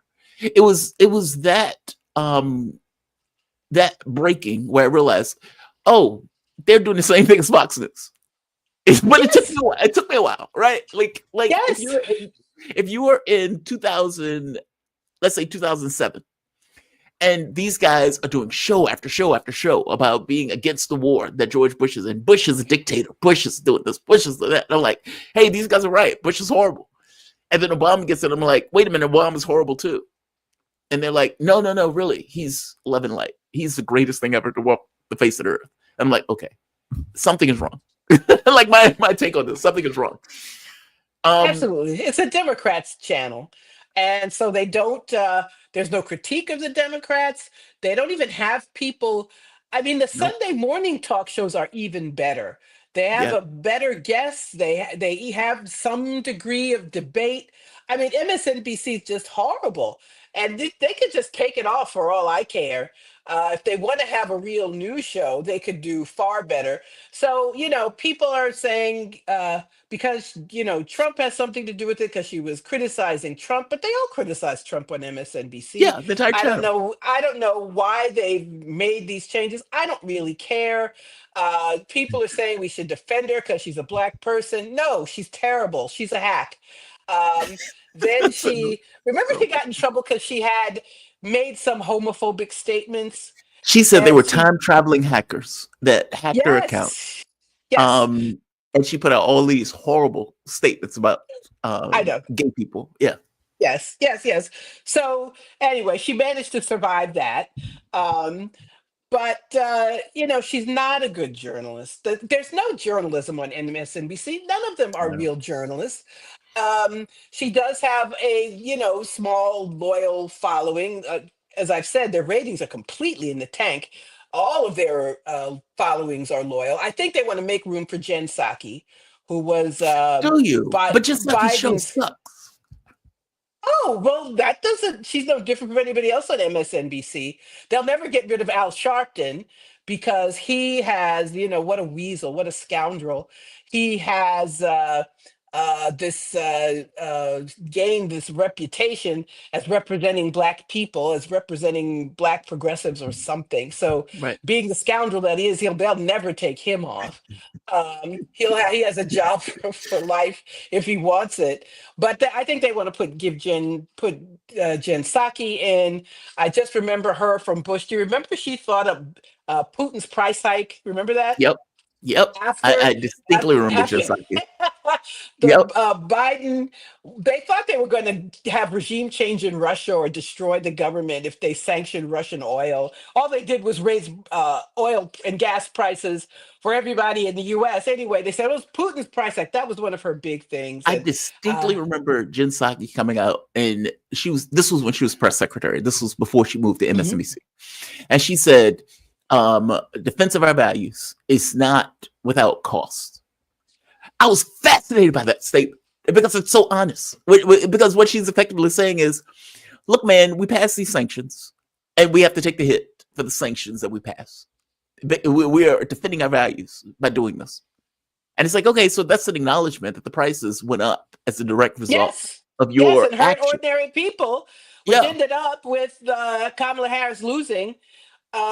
Do you remember also there was some cockamamie scheme to get influencers on TikTok and say bad things about Russia?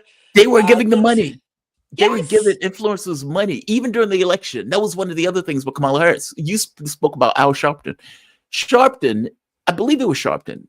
Also, Roland yes, Martin, both of them ended up yes. getting nearly, I think Sharpton got like $500,000. I think Roland Uh-huh. Martin got like 200,000, something like that, for Kamala Harris to come on their show. And this is in addition to other influencers who were Democratic influencers who did not own up to the fact that they were getting money from the Democratic Mhm. Party, was getting money from the Democratic Party to do Right, Democratic talking points. right. Harris had paid millions for this. Millions. Yeah, which is, I still laugh. I can't. The NAACP Image Awards, they gave her some award. I'm like, for being a loser, for being $1 billion loser. Really, it's like a participation trophy. I mean, it was so stupid. But at any rate, that's a What, whole other thing. why do you think MSNBC, like, I've asked people this, and it's about the DEI thing. And I remember it was an article, I believe, in Politico that said Democrats lost the culture war because of DEI policies. Do you think that's true?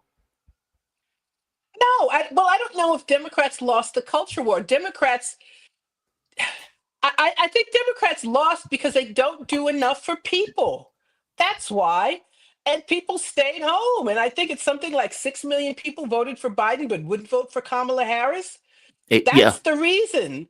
Um, the culture war stuff, I think there's the split of some. I mean, and the culture wars, most people support abortion rights. As far as trans issues, I don't know. Think people have a variety of issues with it, but I don't think most people are with Trump and say that people shouldn't be allowed to refer to themselves as trans. Right. I don't think most people care what you put on your passport. It's your, and I thought conservatives Agreed. were all about freedom anyway, but at any rate, that Agreed. certainly wasn't true. I don't care what people put on a passport. The whole pronoun thing, I think, frankly, can be very silly, but I don't care if people want to state what their pronoun is. And some of this canceling on the part of the liberal class, I think it shows you the weakness of the liberal class, that they harp on issues that are not substantive to most people, Right. that creates some kind of emotional response, but not, it's not real politics. It's not anything that changes anybody's life. It's and I think a lot of people put a pronoun in their email signature because their boss does. I don't think they really. How many people really care? I don't think it's that many. I don't care. Um, I think but I think there was a misreading of what people were ready for. So Wait, I explain think that. A misreading of what people were ready for. the idea, I don't think there's nothing new about people being trans. I mean, I remember a kid, Christine Jorgensen was like the first famous trans person, but that was like in the 60s. I was a kid. There's nothing new about that. I think the problem for many people was all of a sudden they were supposed to change their understanding. So, for example, non-gendered restrooms. Well, trans people were going to the restroom of their choice for years. Nobody was the wiser. It worked just fine. And then Mhm. suddenly the liberal class glom onto this idea, and everybody has to. In New York City, they passed laws in public places. You have to have a gender neutral restroom. You have to say it's gender neutral. I don't think it was necessary. I think it's the kind of thing that annoyed people who don't understand why it's important, or as I just said, why do you need to do this at all? Trans Yeah. people go to the bathroom of their choice. Nobody knows. Who cares? But I think this, and you could be canceled if you said anything in opposition to this, this Yes. phenomenon that everybody was supposed to go along with. And if you didn't go along with it, then that meant you were a bigot, you were transphobic, you hated people. But there was a lot more nuance to how people felt, and people who may not have seen any, just didn't see a reason for the issue to get as much attention as it did. So I think the people who Agreed. really don't like it, who are truly transphobic, I think they're in the minority. But by getting ahead of the public, demanding that everybody move along in this direction, that people weren't ready or didn't understand why they had to make this change in their thinking, I think that is the kind of thing that hurts Democrats, especially when they don't do anything for the people. So, When the okay. COVID era programs expire and people are kicked off of SNAP, kicked off of Medicaid, no more stimulus, that is the kind of thing that creates apathy. Um, and I still say that's the biggest reason. And Joe Biden trying to run again, and not having a real primary, that's what sunk the Democrats. It was So not why take trans that? issues. So why take that tact? Meaning, from my point of view, if you deal with issues that relate to the overwhelming majority of the population, especially the working class, you have expanded your frontiers as Yeah. opposed to keeping them in this kind of narrow framing. So why would they choose, let's say, DEI policies to run on, or for that matter, issues of race, as opposed to issues of economics to run on? Because if you address economic issues, you're going against the wishes of the oligarchs that run your party. The Democratic Party is run by rich people just as much as the Republican Party is. They tell them what they are and aren't going to do. And if you help people, you are making the oligarchs angry. Why wasn't there uh, a raise in the minimum wage? Remember, they talked about the parliamentarian. They would claim they wanted to do something, but the parliamentarian wouldn't let them. Do you remember that? So Yep. that's the kind of thing. That's why they don't do anything. Their oligarchs don't want them to. They don't want people to get anything. They're greedy. They want everything for themselves. And if you do just a little bit for the public, they put up with a little bit of it during COVID. And after that, they were like, it's back to business as usual. You are not going to raise the minimum wage.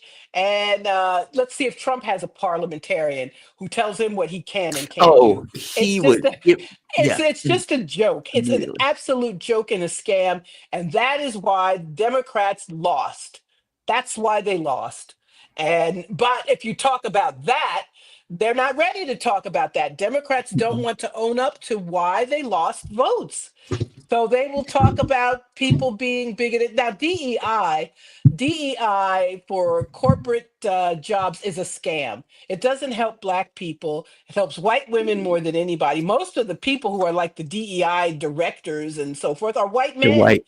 Yeah, But the effort against DEI is racist. And there are people, and that's the agreed. contradiction. There are Agreed. people who are against it. They want Black people to disappear from public life. They don't want racism to be discussed. They don't want any aspect of race to be discussed. And that's why they have targeted DEI, which is a sham and a scam.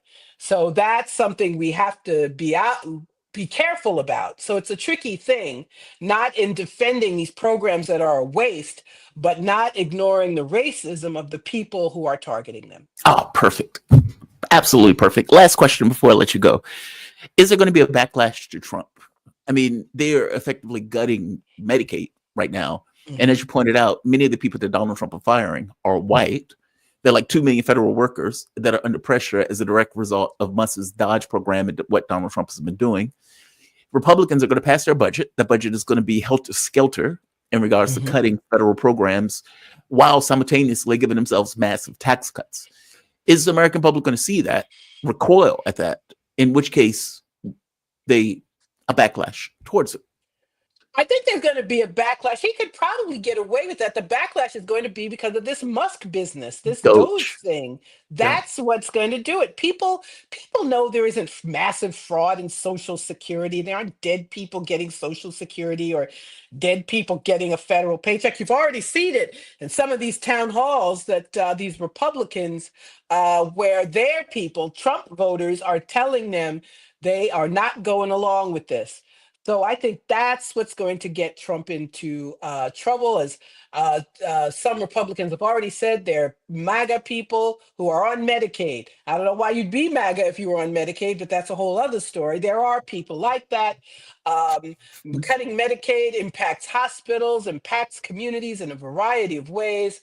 So there will be some cuts. That's what Republicans, after all, want to do. But the bigger question to me is how far the Democrats will fall in failing to address any of it. So true. Margaret Kimberly is senior columnist and editor for Black Agenda Report, author of Presidential, Black America, and Presidents. You can check her out on Freedom Ride blog. You can check her out also on Black Agenda Report. But Margaret, is there anywhere else that people can find you that I may be missing? Yes, blackagendareport.com. I'm on X platform, Freedom Ride blog. I'm on Blue Sky and Patreon. Thank you so much. Very cool. Thank you for this. I always appreciate these conversations. You have a fantastic day. Son, You too. you be safe. Thank you. All right. Bye-bye. Margaret Kimberly, she is fantastic. Always appreciate her. And she's absolutely right about DI. Malik himself has often said that it's this kind of shorthand for people who are Black and unqualified. And yet, simultaneously, the program is trash. And so both of those things just so happen to be true in the way that it's used, in the language that's used around it. I want to show a clip from Marco Rubio. So Rubio is talking about the rare earth minerals from Ukraine. Listen to what Rubio says here, because he's effectively, listen to what Rubio says here. I'm fascinated by the change in context that is happening around Zelensky. I think the second thing is, frankly, I was personally very upset because we had a conversation. Right here. When President Trump posts that President Zelensky is a dictator without elections, what are you thinking? I think President Trump is very upset at President Zelensky, and in some cases, and rightfully so. Look, Number one, Joe Biden had frustrations with Zelensky. People shouldn't forget it. There are newspaper articles out there about how he cursed at him in a phone call because Zelensky, instead of saying thank you for all your help, is immediately out there messaging what we're not doing or what he's not getting. I think the second thing is, frankly, I was personally very upset because we had a conversation with President Zelensky, the vice president and I, three of us. And we discussed this issue about the mineral rights. And we explained to them, look, we want to be in a joint venture with you, not because we're trying to steal from your country, but because we think that's actually a security guarantee. If we're your partner in an important economic endeavor, we get to get paid back some of the money the taxpayers have given, close to $200 billion. And it also, now we have a vested interest in the security of Ukraine. And he said, sure, we want to do this deal. It makes all the sense in the world. The only thing is I need to run it through my legislative process. They have to approve it. I read 2 days later that Zelensky's out there saying, I rejected the deal. I told him, no way, that we're not doing that. Well, that's not what happened in that meeting. So you start to get upset by somebody. We're trying to help these guys. One of the points the president made in his messaging is not that we don't care about Ukraine, but Ukraine is on another continent. You know, it doesn't directly impact the daily lives of Americans. We care about it because it has implications for our allies and ultimately for the world. There should be some level of gratitude here about this. And when you don't see it and you see him out there accusing the president of living in a world of disinformation, that's very counterproductive. And I don't need to explain to you or anybody else, President Trump's not the kind of person that's going to sit there and take that. He's very transparent. He's going to tell you exactly.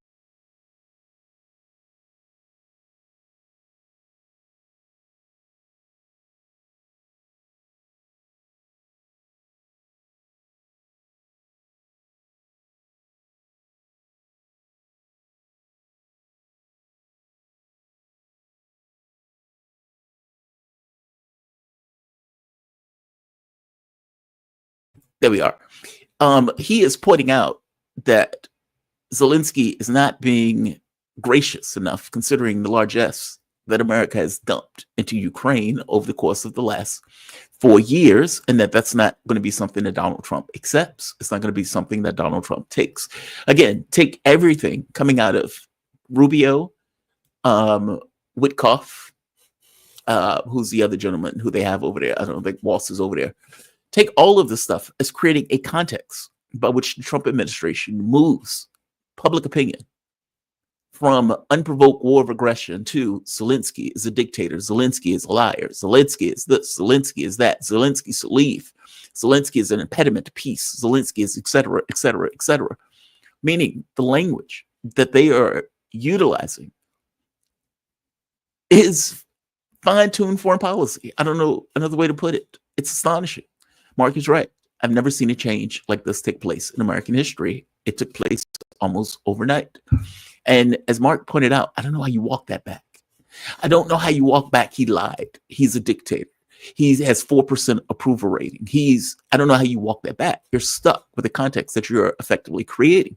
So if you don't come up with this kind of grand bargain in the way that they say a grand deal can be made, if it collapses, you accept the fact that it collapses with the knowledge that you can blame Zelensky for one and Joe Biden for two. It is fascinating. I've never seen anything like this take place in the foreign policy space. It has been something that has been, I don't know, man, it's a breath of fresh air. And I say that to say it because my fear was that Joe Biden was going to continue to escalate. Harris was going to continue to escalate. And this stuff was going to end up in some kind of clash. Speaking of that, lefties are getting this wrong. Lefties are getting this wrong. And I'm saying that as exemplified by one, Bernie effing Sanders. This is Sanders talking about of Russia. The war. Listen to what Sanders says here, because again, this is astonishing. These people are effectively, we should continue the war, even though reality says something far different. Thanks, everybody, for joining me to discuss a very, very serious issue. Yesterday, we witnessed an extremely sad moment in American history. We saw the President of the United States aligning himself with the dictator of Russia, Vladimir Putin, to undermine the independence of Ukraine and its democracy. Let's be clear. Trump is showing us that he sees one of the world's most brutal dictators as his friend and our longtime democratic allies in Europe as his enemies. One or two things is true. Either Sanders believes everything he's saying here, which, if so, is heartbreaking. Or Sanders, which I think is more true, has aligned himself with the Democratic Party, and aligning himself with the Democratic Party has to say this. Regardless of the reason, it's trash. This idea that a man with a 75% approval rating who is dealing with a war because the US decided to expand NATO to its borders, and Sanders' take here is, the problem here is Putin. He's out of his mind. He's out of his mind. I get it on some level where you feel like, okay, this is my political alliances, and because of my political alliances, we need to kind of go after Trump. And the way to go after Trump is fold ourselves within the narrative of Putin being this dictator that just wants to take over all of Europe. And Europeans are the liberal elites that are looking to the betterment of Europe. Okay, that's trash take. That's a trash take. I'm going to let Sanders finish, but I'm just pointing out Sanders may take this position because he feels like this is the fastest thing moving in opposition to Trump. My point is, you can hit Trump on some things. If Trump is trying to end a war, as a lefty, you should applaud. As a lefty, you should applaud. I'm going to let Sanders finish. He wants a world that is safe for authoritarians and oligarchs, but extremely dangerous for democracies. It will not surprise you when I tell you that Trump is lying, as he so often does.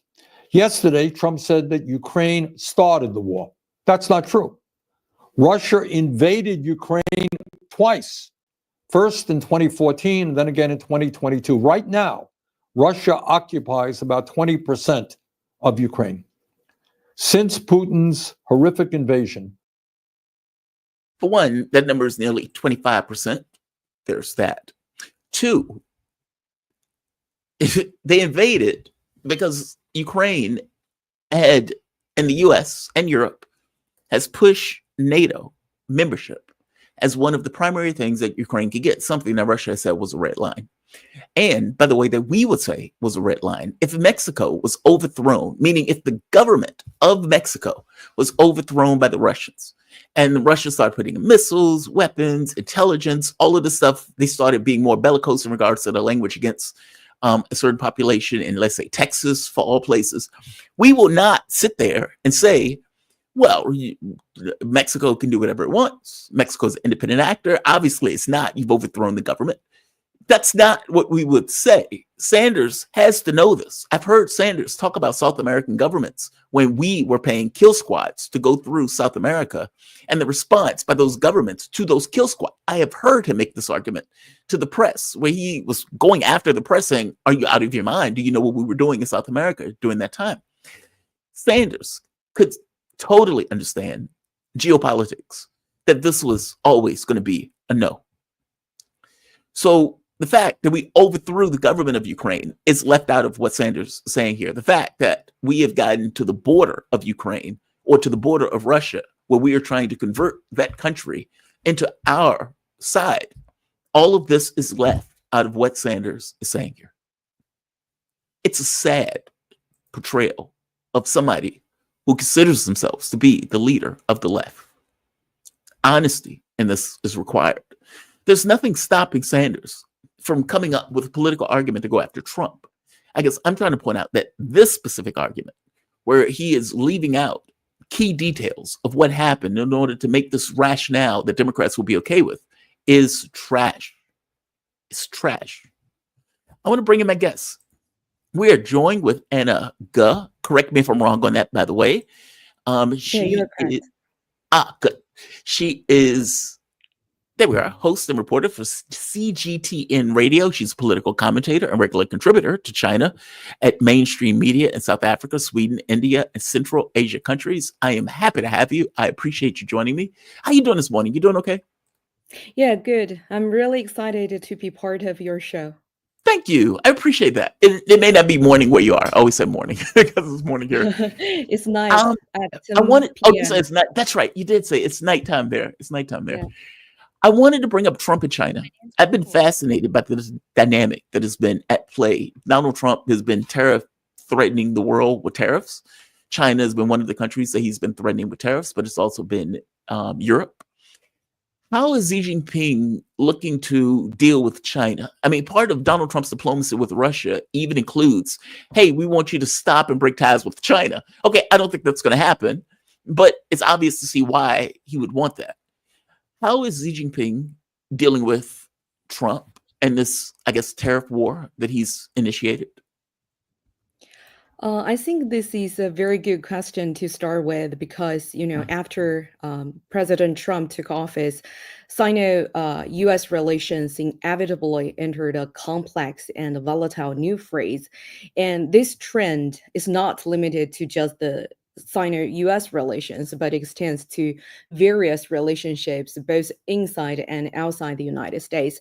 Specifically, in terms of economics, as you said, we see Trump continuing to uphold his American first policy with trade protectionism and remaining on the rise. Measures like restrictions on two-way investment, which was just happened during the weekend, and imposing tariffs on Chinese goods and erecting trade barriers have resurfaced after he took office. But at the same time, the economic independence between China and the US, I have to say here, is extremely high because besides all those trade barriers that already placed there in 2024 last year, the total trade volume of goods between the two countries reached nearly 700 billion US dollars. And American companies have significant stakes in the Chinese market. For example, Apple's revenue from the Greater China region surpassed 100 billion US dollar last year, which compels the Trump administration to consider the necessity of cooperation. So I think that Trump administration remains cautious and is probing the water rather than taking drastic actions.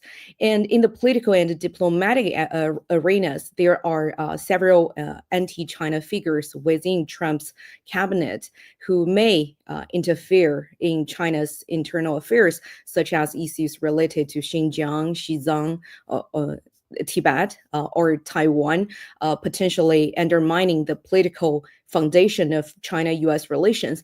But Trump, as you said, is prominent of leader level diplomacy. So I think Trump and President Xi already made phone calls, and if active communication can established with China's top leadership, I think there is still room for communication and cooperation in some international matters, such as global counterterrorism and public health security, which could stabilize bilateral relationship in today's China-US relations.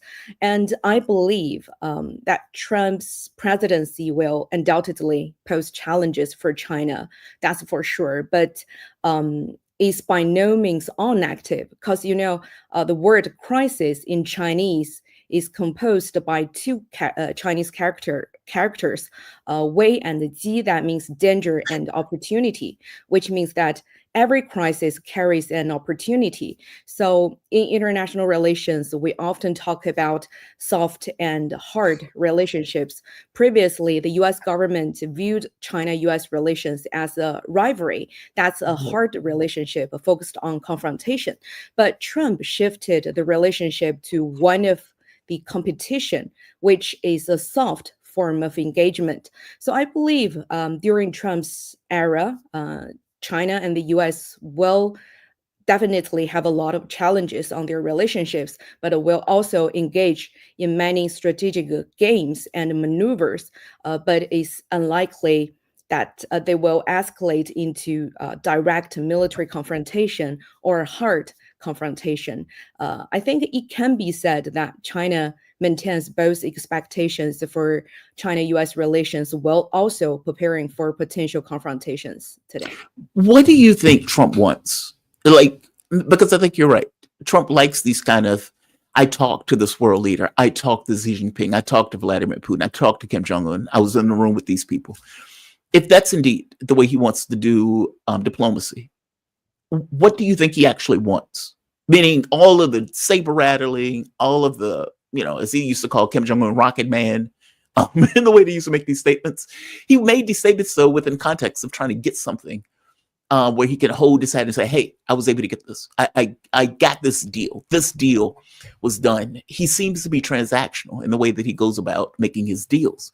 If that's true, which is the way everybody describes him, what is it that you think he wants out of Xi Jinping? And do you think Xi Jinping will be willing to give it? I think during the first term of Trump, and people can see that he is a businessman, and a lot of business insiders and world leaders, they're talking about this, saying he's a businessman and he's very direct, and he likes to talk to the top of this organization or the top of a country to get direct communication and a direct response from what he wants. And I think from China, definitely there is a lot of concern about if inside the United States about China's rise and China's development, and could hinder the U.S. Influence worldwide. But I think U.S. President Donald Trump, he is trying to slower this process, and I think in the United States, the theory about big power confrontation is a very dominant theory among the mentalities of U.S. politicians. So in their perspective, there is only one way to deal with China, that is confrontation, that is to conquer China and to some way block China's development. But actually, I think China has 5,000 years of wisdom and 5 years of history that teaches us that there are more ways to communicate and coexistence with other countries. The confrontation is not the sole not the only options for us to choose. And I think over the past few years, I think especially during the Biden's administration, I think President Trump has experienced a lot, and he has a more mature perspective on the international relations and also on China's stance. And I think Elon Musk also played a crucial role in his perspective on or cognition on China, especially after especially during his second term. So I think there will be a more mature strategic approach towards China from the United States. But I think still that there will be a lot of strategic games and maneuver between the two countries, which I think if you are really care about the international relations, this is a very good opportunity to see how those politicians or how those smart leaderships play with each other, and to find out a way to work with each other while competing with each other. I agree with you. I think from the US's take, we look at the world and we can't see ourselves in second spot. It doesn't register. It's not the way we think about the world. And for China to be this economically dominant in their development, I mean, for God's sake, they're talking about putting a thing in space to get energy to beam it to Earth. They're talking about bases on the moon. Like, some of the stuff is just mind-blowing, technologically, especially what they've been able to do with drones and those type of things. So from the US's perspective, we get a bit edgy, and that edgy shows up in foreign policy. In this case, Donald Trump and what he's been doing around the world with the tariff war in order to either bring jobs back home, to either lower inflation. Any of those things are on the table. He is effectively asserting America's power around the globe in the way that he's trying to operate. I guess my fear about this is similar to Ukraine. It's like, yeah, he's trying to end that war, but in Taiwan, they seem to less get the gravity of the Taiwan issue, and that it also is a red line for China, every bit as much as Ukraine was a red line for Russia. Do you see that? Do you see them losing the thread on this idea of one Taiwan and using Taiwan kind of as a play in any kind of negotiations that take place between the U.S. and China? First of all, I want to say, if we look at President Trump's statements on how to, because earlier he mentioned that he wants to reach a broad agreement with China. This only focused on the trade or business sectors. I think for him, Taiwan is not an issue, but like a leverage or a card to play I see. to get what he want from I the see. trade. Yes, from an economic perspective, the U.S. is now facing numerous political and economic challenges. China is a vast market, and we have complete industrial chain, which can provide opportunities for U.S. businesses and stimulating economic growth in the U.S. For example, Tesla continues sales growth in China, has boasted its global performances, and from political standpoint, this could also give Trump more political leverage, enhancing his domestic and international influence. But on the Taiwan question, I think President Trump's statement on on this matter actually sorry, how to say? I think President Trump on the matter of Taiwan, he's not using this right now because he wants to use this as a like the king or the queen at the end of the game. So now we can see China's U.S. Approach towards China, or China's response towards the United States are all tentative. Taiwan question, I don't think it will become, and it's not negotiable, because for China, this is the red line, as you correctly pointed out. China has an open but cautious attitude towards Trump's second term, and China has always advocated for resolving economic and trade issues through equal dialogue and mutual respect. And we firmly opposing unilateral measures such as imposition of tariffs or military provocations, especially on the Taiwan Straits or on the South China Sea region. The Chinese Foreign Ministry has made it very clear constantly that Taiwan question, the red line, is not negotiable, and that the negotiations only should be conducted on the trade measures and other measures, also based on on an equal basis. This means that China welcomes cooperation based on mutual benefit, but will not compromise on core interests. So if the U.S. genuinely seeks cooperation and demonstrates sincerity through concrete actions, both sides, I think, can work together to reach more agreements that aligns with their respective interests. I'm curious about BRICS for a moment. India has decided that it didn't necessarily want to go with the one currency, and there were a few others that didn't, let's say, feel most comfortable making a play in that direction. One of the things that Keith Kellogg, I believe his first name is Keith Kellogg, one of Donald Trump's envoys that is babysitting Europe, according to him, that's his job, to babysit Europe during the Ukraine negotiations. One of the things he pointed out, though, that what Russia could give are concessions with China. Do you foresee that happening at all? That in these negotiations that Russia would somehow get closer to the U.S.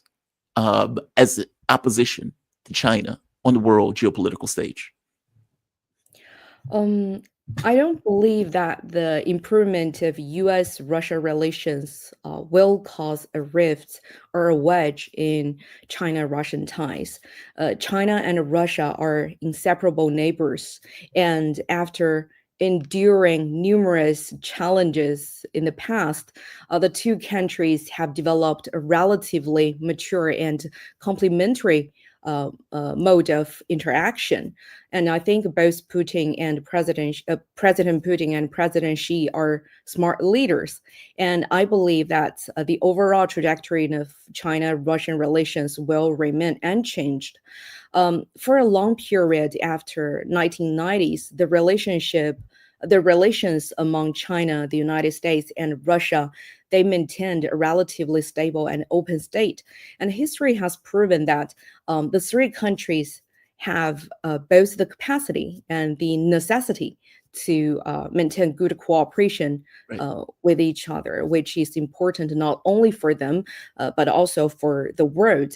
So all in all, I have to say the easing of U.S.-Russian relations can contribute to global strategic stability and also provide a more favorable external environment for improving China-U.S. relations. As I mentioned, the U.S. may adopt a more flexible stance on China-related issues in the near future. So I think China and the U.S. have common interest on a lot of bilateral and global matters, such as resolving the hot issues worldwide, and also the cooperation on, as I earlier mentioned, counterterrorism and drug issues, etc., which could lead to greater cooperation between these two countries. This would reduce the risk of confrontation and maybe foster a positive interaction in certain areas of China-U.S. relations. And from your mouth to God's ears, I want world peace. Trump's position on Gaza is trash. But at the very least, what I'm hoping is that they bring this war to an end, they normalize relations, and we get some new, I don't know, normal in the way that we engage as countries going forward. I guess this could be the last question. Do you see that taking place from your perch as you observe the world? This is a very good question, I think. For me,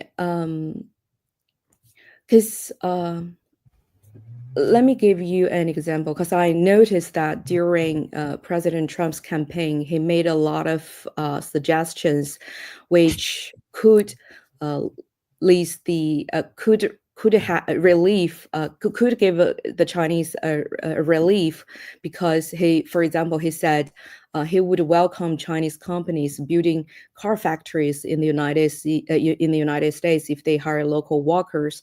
But now that we are looking at restrictions from restrictions on the two-way investment between China and the United States. What I'm saying is that I think the Trump administration, they are more practical than the previous administrations, yes. And they are mainly focused on the business side or making deals. So to some extent, this indeed brings a lot of uncertainty to the world, but it also brings, it also, as I earlier mentioned, it turned the hard relations among countries into softer relations. So that means everything is negotiable, even though it's not morally right, but still is negotiable. I think this gives a lot of countries a room to negotiate and have their own way of express their own perspectives on the world. And this is also the trend that we are seeing. There is a multipolar world is emerging. So I think this is not necessarily is a negative or a bad thing for the world. Anna, thank you for this. Anna is a CGTN reporter for radio. She's a political commentator, regular contributor on China mainstream media in South Africa, Sweden, India, and Central Asia countries. Anna, thank you for this. Wait, by the way, I think I identified where people can find you. Thank you for this. I really do appreciate this. Thank you. It's a great honor to be on your show. Which is a great honor. Fair enough. I appreciate it. You be safe, okay? And have a good night. Thank you. All right. Anna, shout out to her. I was deeply appreciate her take on this. She is a more traditional reporter. And so I always like this notion of being able to get different takes. I want world peace. That's what I want. And part of getting that, even if it goes to an ogre, I'll accept it. Will that create an orthodoxy going forward? I don't know. Do I want it to create an orthodoxy going forward? Yes. I think it's more realistic to look at our relations with our neighbors. I think it is absurd that we don't talk to people who we consider to be enemies. So whatever Trump is, he's changing that, and I appreciate that. Before I close today, I want to go back to Bernie Sanders because I want this entire trash to play out. I'm going to let Sanders make his point. It is disheartening that Sanders would be one of these people that also take the position that ending the war is somehow a negative thing, that talking to people who you consider to be enemies is somehow a negative thing. And keep in mind, all of this is within the context of NATO losing that war. So it's not like you have any capability of changing the reality on the ground. You don't. So if you don't, then how do you end it short of collapsing on the battlefield or having talks? They don't want to have talks. They're morally superior. Sanders, backing the Democratic position on this, comes out given this speech where he is staring at whatever teleprompter he's looking at and is leaving out a lot of reality to make this argument that he's making. This is Bernie Sanders fucking up for 5 minutes. Bernie Sanders fucking up for 5 minutes. Thanks, everybody, for joining me to discuss a very, very serious issue. Yesterday, we witnessed an extremely sad moment in American history. We saw the President of the United States aligning himself with the dictator of Russia, Vladimir Putin, to undermine the independence of Ukraine and its democracy. Let's be clear. Trump is showing... Just to intrude for a bit, I'm sorry, I can't let that go by. This idea that Ukraine is a democracy is nonsense. Zelensky has gotten rid of opposition parties, has gotten rid of opposition media, and has foregoed elections. He is no longer president of Ukraine. He is president of Ukraine in name only. The Rada is really the controlling body, or should be the controlling body. Zelensky, however, been able to stay in power and declare martial law. And it's saying martial law has gone so far as to say, well, the Russians want us to have elections, so we can't have elections. It's like, wait a minute. The U.S. had elections during the Civil War. And the reason he doesn't want elections is because he knows he would lose those elections. Let's be very clear. That is something other than a democracy. That's not a democracy. As for Putin, Putin has like a 75-80% approval rating by Western media sources. So it is difficult to make this argument that one guy is a dictator with a 75-80% approval rating and the other guy with a 4% approval rating. And yeah, I'm being hyperbolic. I know it's like 30%. It's higher than 4%. But who would lose to a damp rag? And you're saying one is a dictatorship and the other one is a democracy. Nonsense. I'm just pointing out this is nonsense. This is the trope that the Democratic Party has run with for the last, 4 years. But it's nonsense. But Sanders is going to run with it because Donald Trump is the enemy, the threat. And so he's going after what he considers to be the threat, working with Democrats to do so. I'm just pointing out that lefties that have taken this tact, that believe that you're somehow a lefty because you want the war to continue, is warped. Why do you want hundreds of thousands of people to lose their lives? That's what you need to come to some conclusion on. This idea that, well, we talk with Vladimir Putin, dictators win. You're out of your mind. The U.S. works with dictators all the time. Saudi Arabia is a dictatorship. Egypt is a dictatorship. We have zero issue with those dictatorships. So spare me this idea that we are somehow defending a democracy. Sanders is out of his mind. Showing us that he sees one of the world's most brutal dictators as his friend and our longtime democratic allies in Europe as his enemies. He wants... Those stupid idiots are our enemies. And I'll go further. They're the enemies of the European populations. Trump is not cozying up to anybody. Trump is dealing with real economic realities and reality as it presents itself on the battlefield. I have no idea what Sanders is using to make this case. It was in 2008, William Burns. William Burns was the CIA director under Joe Biden. In 2008, Burns put out a memo called Net Mean Net. And in that memo, he pointed out that the tensions that are being created by offering Ukraine NATO membership and pushing so hard for Ukraine to be in NATO would most likely present and provoke a civil war that Russia would not want to get involved in, but that it would. When Trump is arguing Ukraine and NATO was always a red line. Trump is right. That's not him being wrong. That is him being right. You have heard me on many occasions say Donald Trump is lying through his teeth. This is not one of them. Bernie Sanders is hiding the ball. He knows that the U.S. pushed up to the borders of Russia. He knows that Ukrainian membership in the NATO was always a red line. However, in this political speech, Sanders is not saying that because Sanders' target is Trump.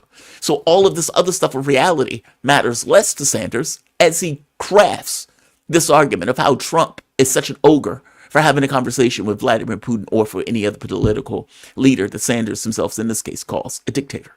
Sanders is hiding the ball. Sanders knows he's hiding the ball. Wants a world that is safe for authoritarians and oligarchs, but extremely dangerous for democracies.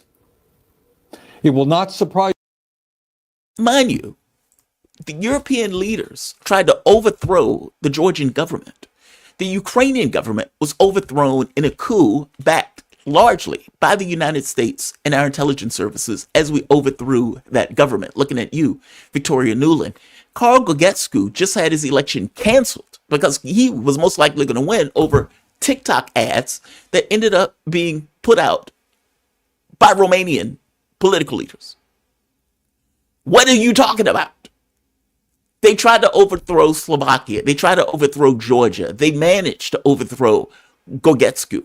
What are you talking about when you are referring to Trump cozying up with dictators and hurting democracies?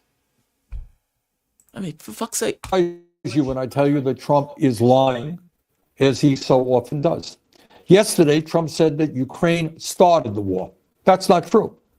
Russia invaded Ukraine. Trump never said Ukraine started the war. I hate to keep correcting Sanders, but Sanders is making a political argument and he's hiding the ball in making this political argument. What he said was that they had 4 years, which is true. They did have 4 years in order to end the conflict. They didn't want to end the conflict. They had the Istanbul agreements.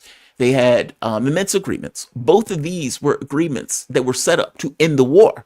You got Angela Merkel and Francis Hollande coming out openly saying, we lied. We lied to Putin. Yeah, we pretended as if we were going to go with immense agreements and fulfill those agreements, but ultimately we decided not to. I want to make that very clear. An agreement that was meant to end the war was used to give Ukraine a massive military, or time to build up a massive military on the border of Russia, or let's say in Donbass, ethnic Russian Ukrainians in that part of the war or that part of the conflict. I am trying to point out to you that over and over again, Russia did come to the bargaining table. They did come to agreements. Those agreements were ignored. Even the Istanbul agreements. You had Boris Johnson jumping in and effectively saying, we're going to kill this. You're not going to accept any agreement from Russia. Twice, 2014, and then again in 2022. Right now, Russia occupies about 20% of Ukraine. Since Putin's horrific invasion, over 1 million people have been killed or injured. Every single day, Russia continues to rain down hundreds of missiles and drones on Ukrainian cities. This part is true. This part is true. The overwhelming majority of those people who are dead have been Ukrainians. I think you might have had 100,000 Russians, 500, 600, 700,000 Ukrainians. Depends on the scale. That number could go up to 200,000 Russians, to 800,000 Ukrainians, to 300,000 Russians, 700,000 Ukrainians. Whatever you want that number to be, it's ghastly.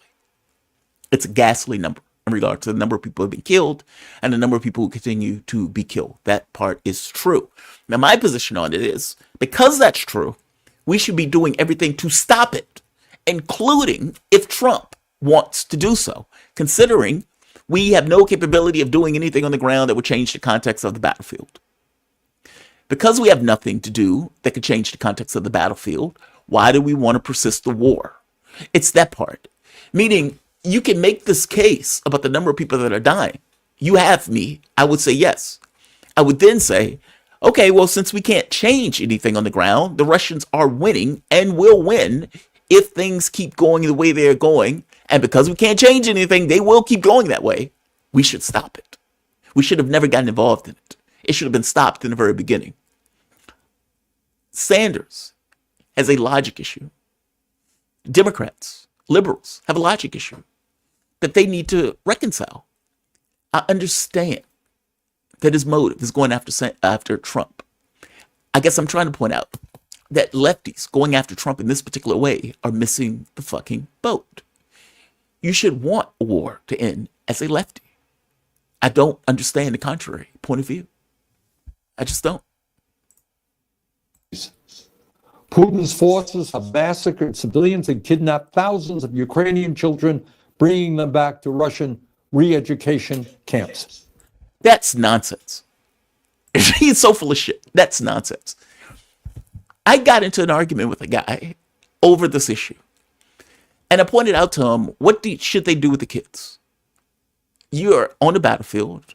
You see kids in the battlefield. What do? Do you pick them up or do you leave them? When he said leave them, I said, you're out of your mind. Why are you leaving kids in a battlefield? The reality of it is they took those kids away from a battlefield. Period. Re-education camps is nonsense. He's making this shit up. Re-education camps. Get the fuck out of here. These atrocities led the International Criminal Court to issue an arrest warrant for Putin in 2023 as a war criminal. A war criminal. Further, Trump called Ukraine. How are you making this argument when the Democratic Party has lined up arm in arm with Netanyahu and has backed a literal genocide for a year? And you said, talking about Joe Biden, that he was the closest thing to FDR. You said that. You said that. The guy who you call the closest thing to FDR was literally paying for a genocide. Putin and the people who were working with the criminal court apparently clearly had the U.S. pushing them on the issue of Ukraine. The reality of it is, Russia is not part of the Rome Statute. Ukraine is not part of the Rome Statute. The U.S. is not part of the Rome Statute. That document should have never been released for Russia, considering neither of these countries are in any way involved in the U.S. in the International Criminal Court. Sanders making this argument misses the fact that Palestine is part of the Rome Statute. And regardless of what the U.S. says, we should not be okay with Netanyahu, A, coming into the country, but B, backing a war that the ICJ, the ICC, and pretty much every human rights organization in the world, and I'm going to have called the genocide, or at the very least has the appearance of a genocide. We backed Netanyahu in this. We backed Israel in this. We backed them with all of these organizations saying it was a genocide. How are you making this argument about Putin? Just saying. Ukrainian President Zelensky a dictator. That's not true either. Zelensky. No, as I pointed out before, Zelensky is a dictator. Zelensky, Poroshenko, the coup government, as I'd call it, going everything from since 2014, has eliminated political opposition in Ukraine. So there is no Ukrainian media that is in opposition to the government. There is no Ukrainian media, or let's say political institution that is in opposition to the Ukrainian government. The coup government is the only government you got. He is a dictator. By definition, he doesn't even allow elections, for God's sake. The hallmark of democracies. He's a dictator by any other term. Just saying. Let's go back to Sanders. I'm going to let him finish. In fact, his approval rating is higher than Trump. They weren't free elections. If I remove my political opposition, meaning if I get rid of Republicans or Democrats from the electoral base, and the only election I have does not include political parties that would be antagonistic to the government, then you can't call it a free election. It's something else. Something else. Trump's. In the midst of a brutal war, Ukraine's parliament continues to function and free and unfettered political debate takes place. Trump claimed that our European allies have done little to support Ukraine in its fight against Putin's invasion. He said the United States has contributed 3 times more than Europe. But that's another lie. In fact, Europe has provided more aid to Ukraine than the United States. But it's not just that Trump... That part I'm highly skeptical of. We have dropped over $300 billion into Ukraine. I am highly skeptical that Europe has put in more than that into the mix. Either way you look at it, Trump is being hyperbolic on some of the stuff when he says Zelensky has a 4% approval rating, or that Europe has put in, or the U.S. has put in 3 times more than Europe. Yeah, he's hyperbolic, but most of what Trump has been saying about Ukraine is true. What Sanders is saying here is hiding the ball. Is lying again. That's not new.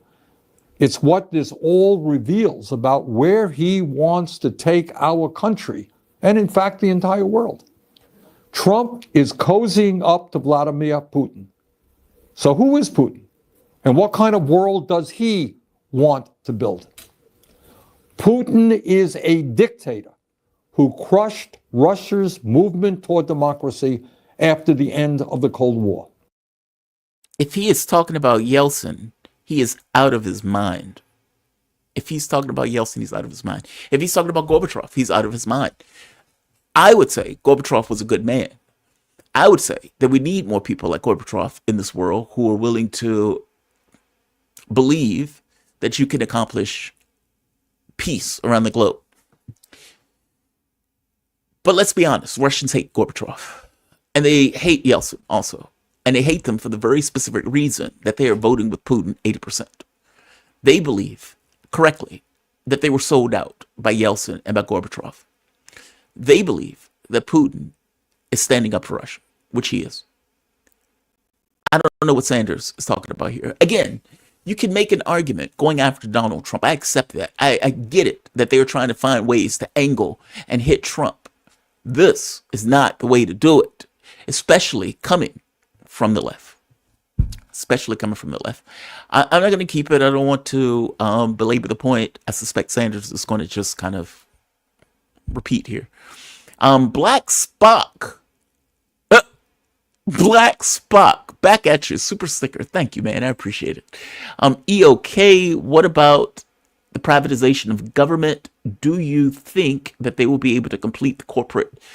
Look, I didn't have the sense that the government was being somehow protected by Democrats.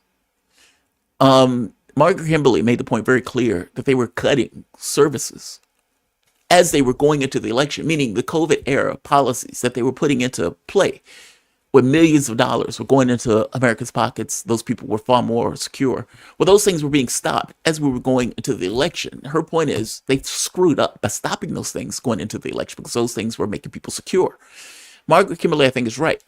I think the issue is they are trying to corporate capture government. They are trying to gut government services. They will do those things. Donald Trump, it was $7 trillion that Donald Trump spent or something like that, some insane amount of money. And if you think of the tax cuts that Donald Trump is trying to get rid of, the income tax removal is one of the things put up. Yeah, it's corporate capture of state. You're going to gut the capability of government to pay for itself, to support itself. And if you're firing workers, okay, well, anybody that has ever used Social Security knows it is one of those services that takes forever. They're making that worse. They're making all of this stuff worse. The catch becomes what's going to happen in the budget and whether or not they're going to be able to get the budget that they effectively want, which will gut government services. It's a Republican. It's their belief set. What about the private? Oh, we read that one. Mr. Riffley, whatever happened to those dozens of Ukrainians, bioweapons? It should have a team of investigators on the ground. Yes, agreed. And they may, considering they're pulling out all the stops in creating a framing in the context of Zelensky. They may. Mr. Ripley, you might be completely right. We will see. We will see. I'm going to bring this to a close. A shout out to chat. Zelensky is a puppet. He is not a dictator in any real sense of the word. I disagree with you, Jay. I disagree with you. I mean, what is the definition of a dictator? No political opposition, no or real political opposition. You may have people who disagree with you who are just like you, but that's not really political opposition. That's just people who disagree with you. They just want power. But you don't have opposition parties. You don't have opposition media. You've gotten rid of elections. You've effectively said you're under martial law. How is this not a dictatorship? How is it not? All right, I'm going to end this. I'm going to say like it. I'm going to say share it. I'm going to say subscribe to it. If you really dig this content, you can support it through PayPal, Patreon, Super Chats, memberships. All of those things are eligible to for a monetary donation to the channel. And you all have a fantastic day. Jamal Thomas Morning Show signing off. Be safe, guys. Have a good one. I'll see you bright and early tomorrow.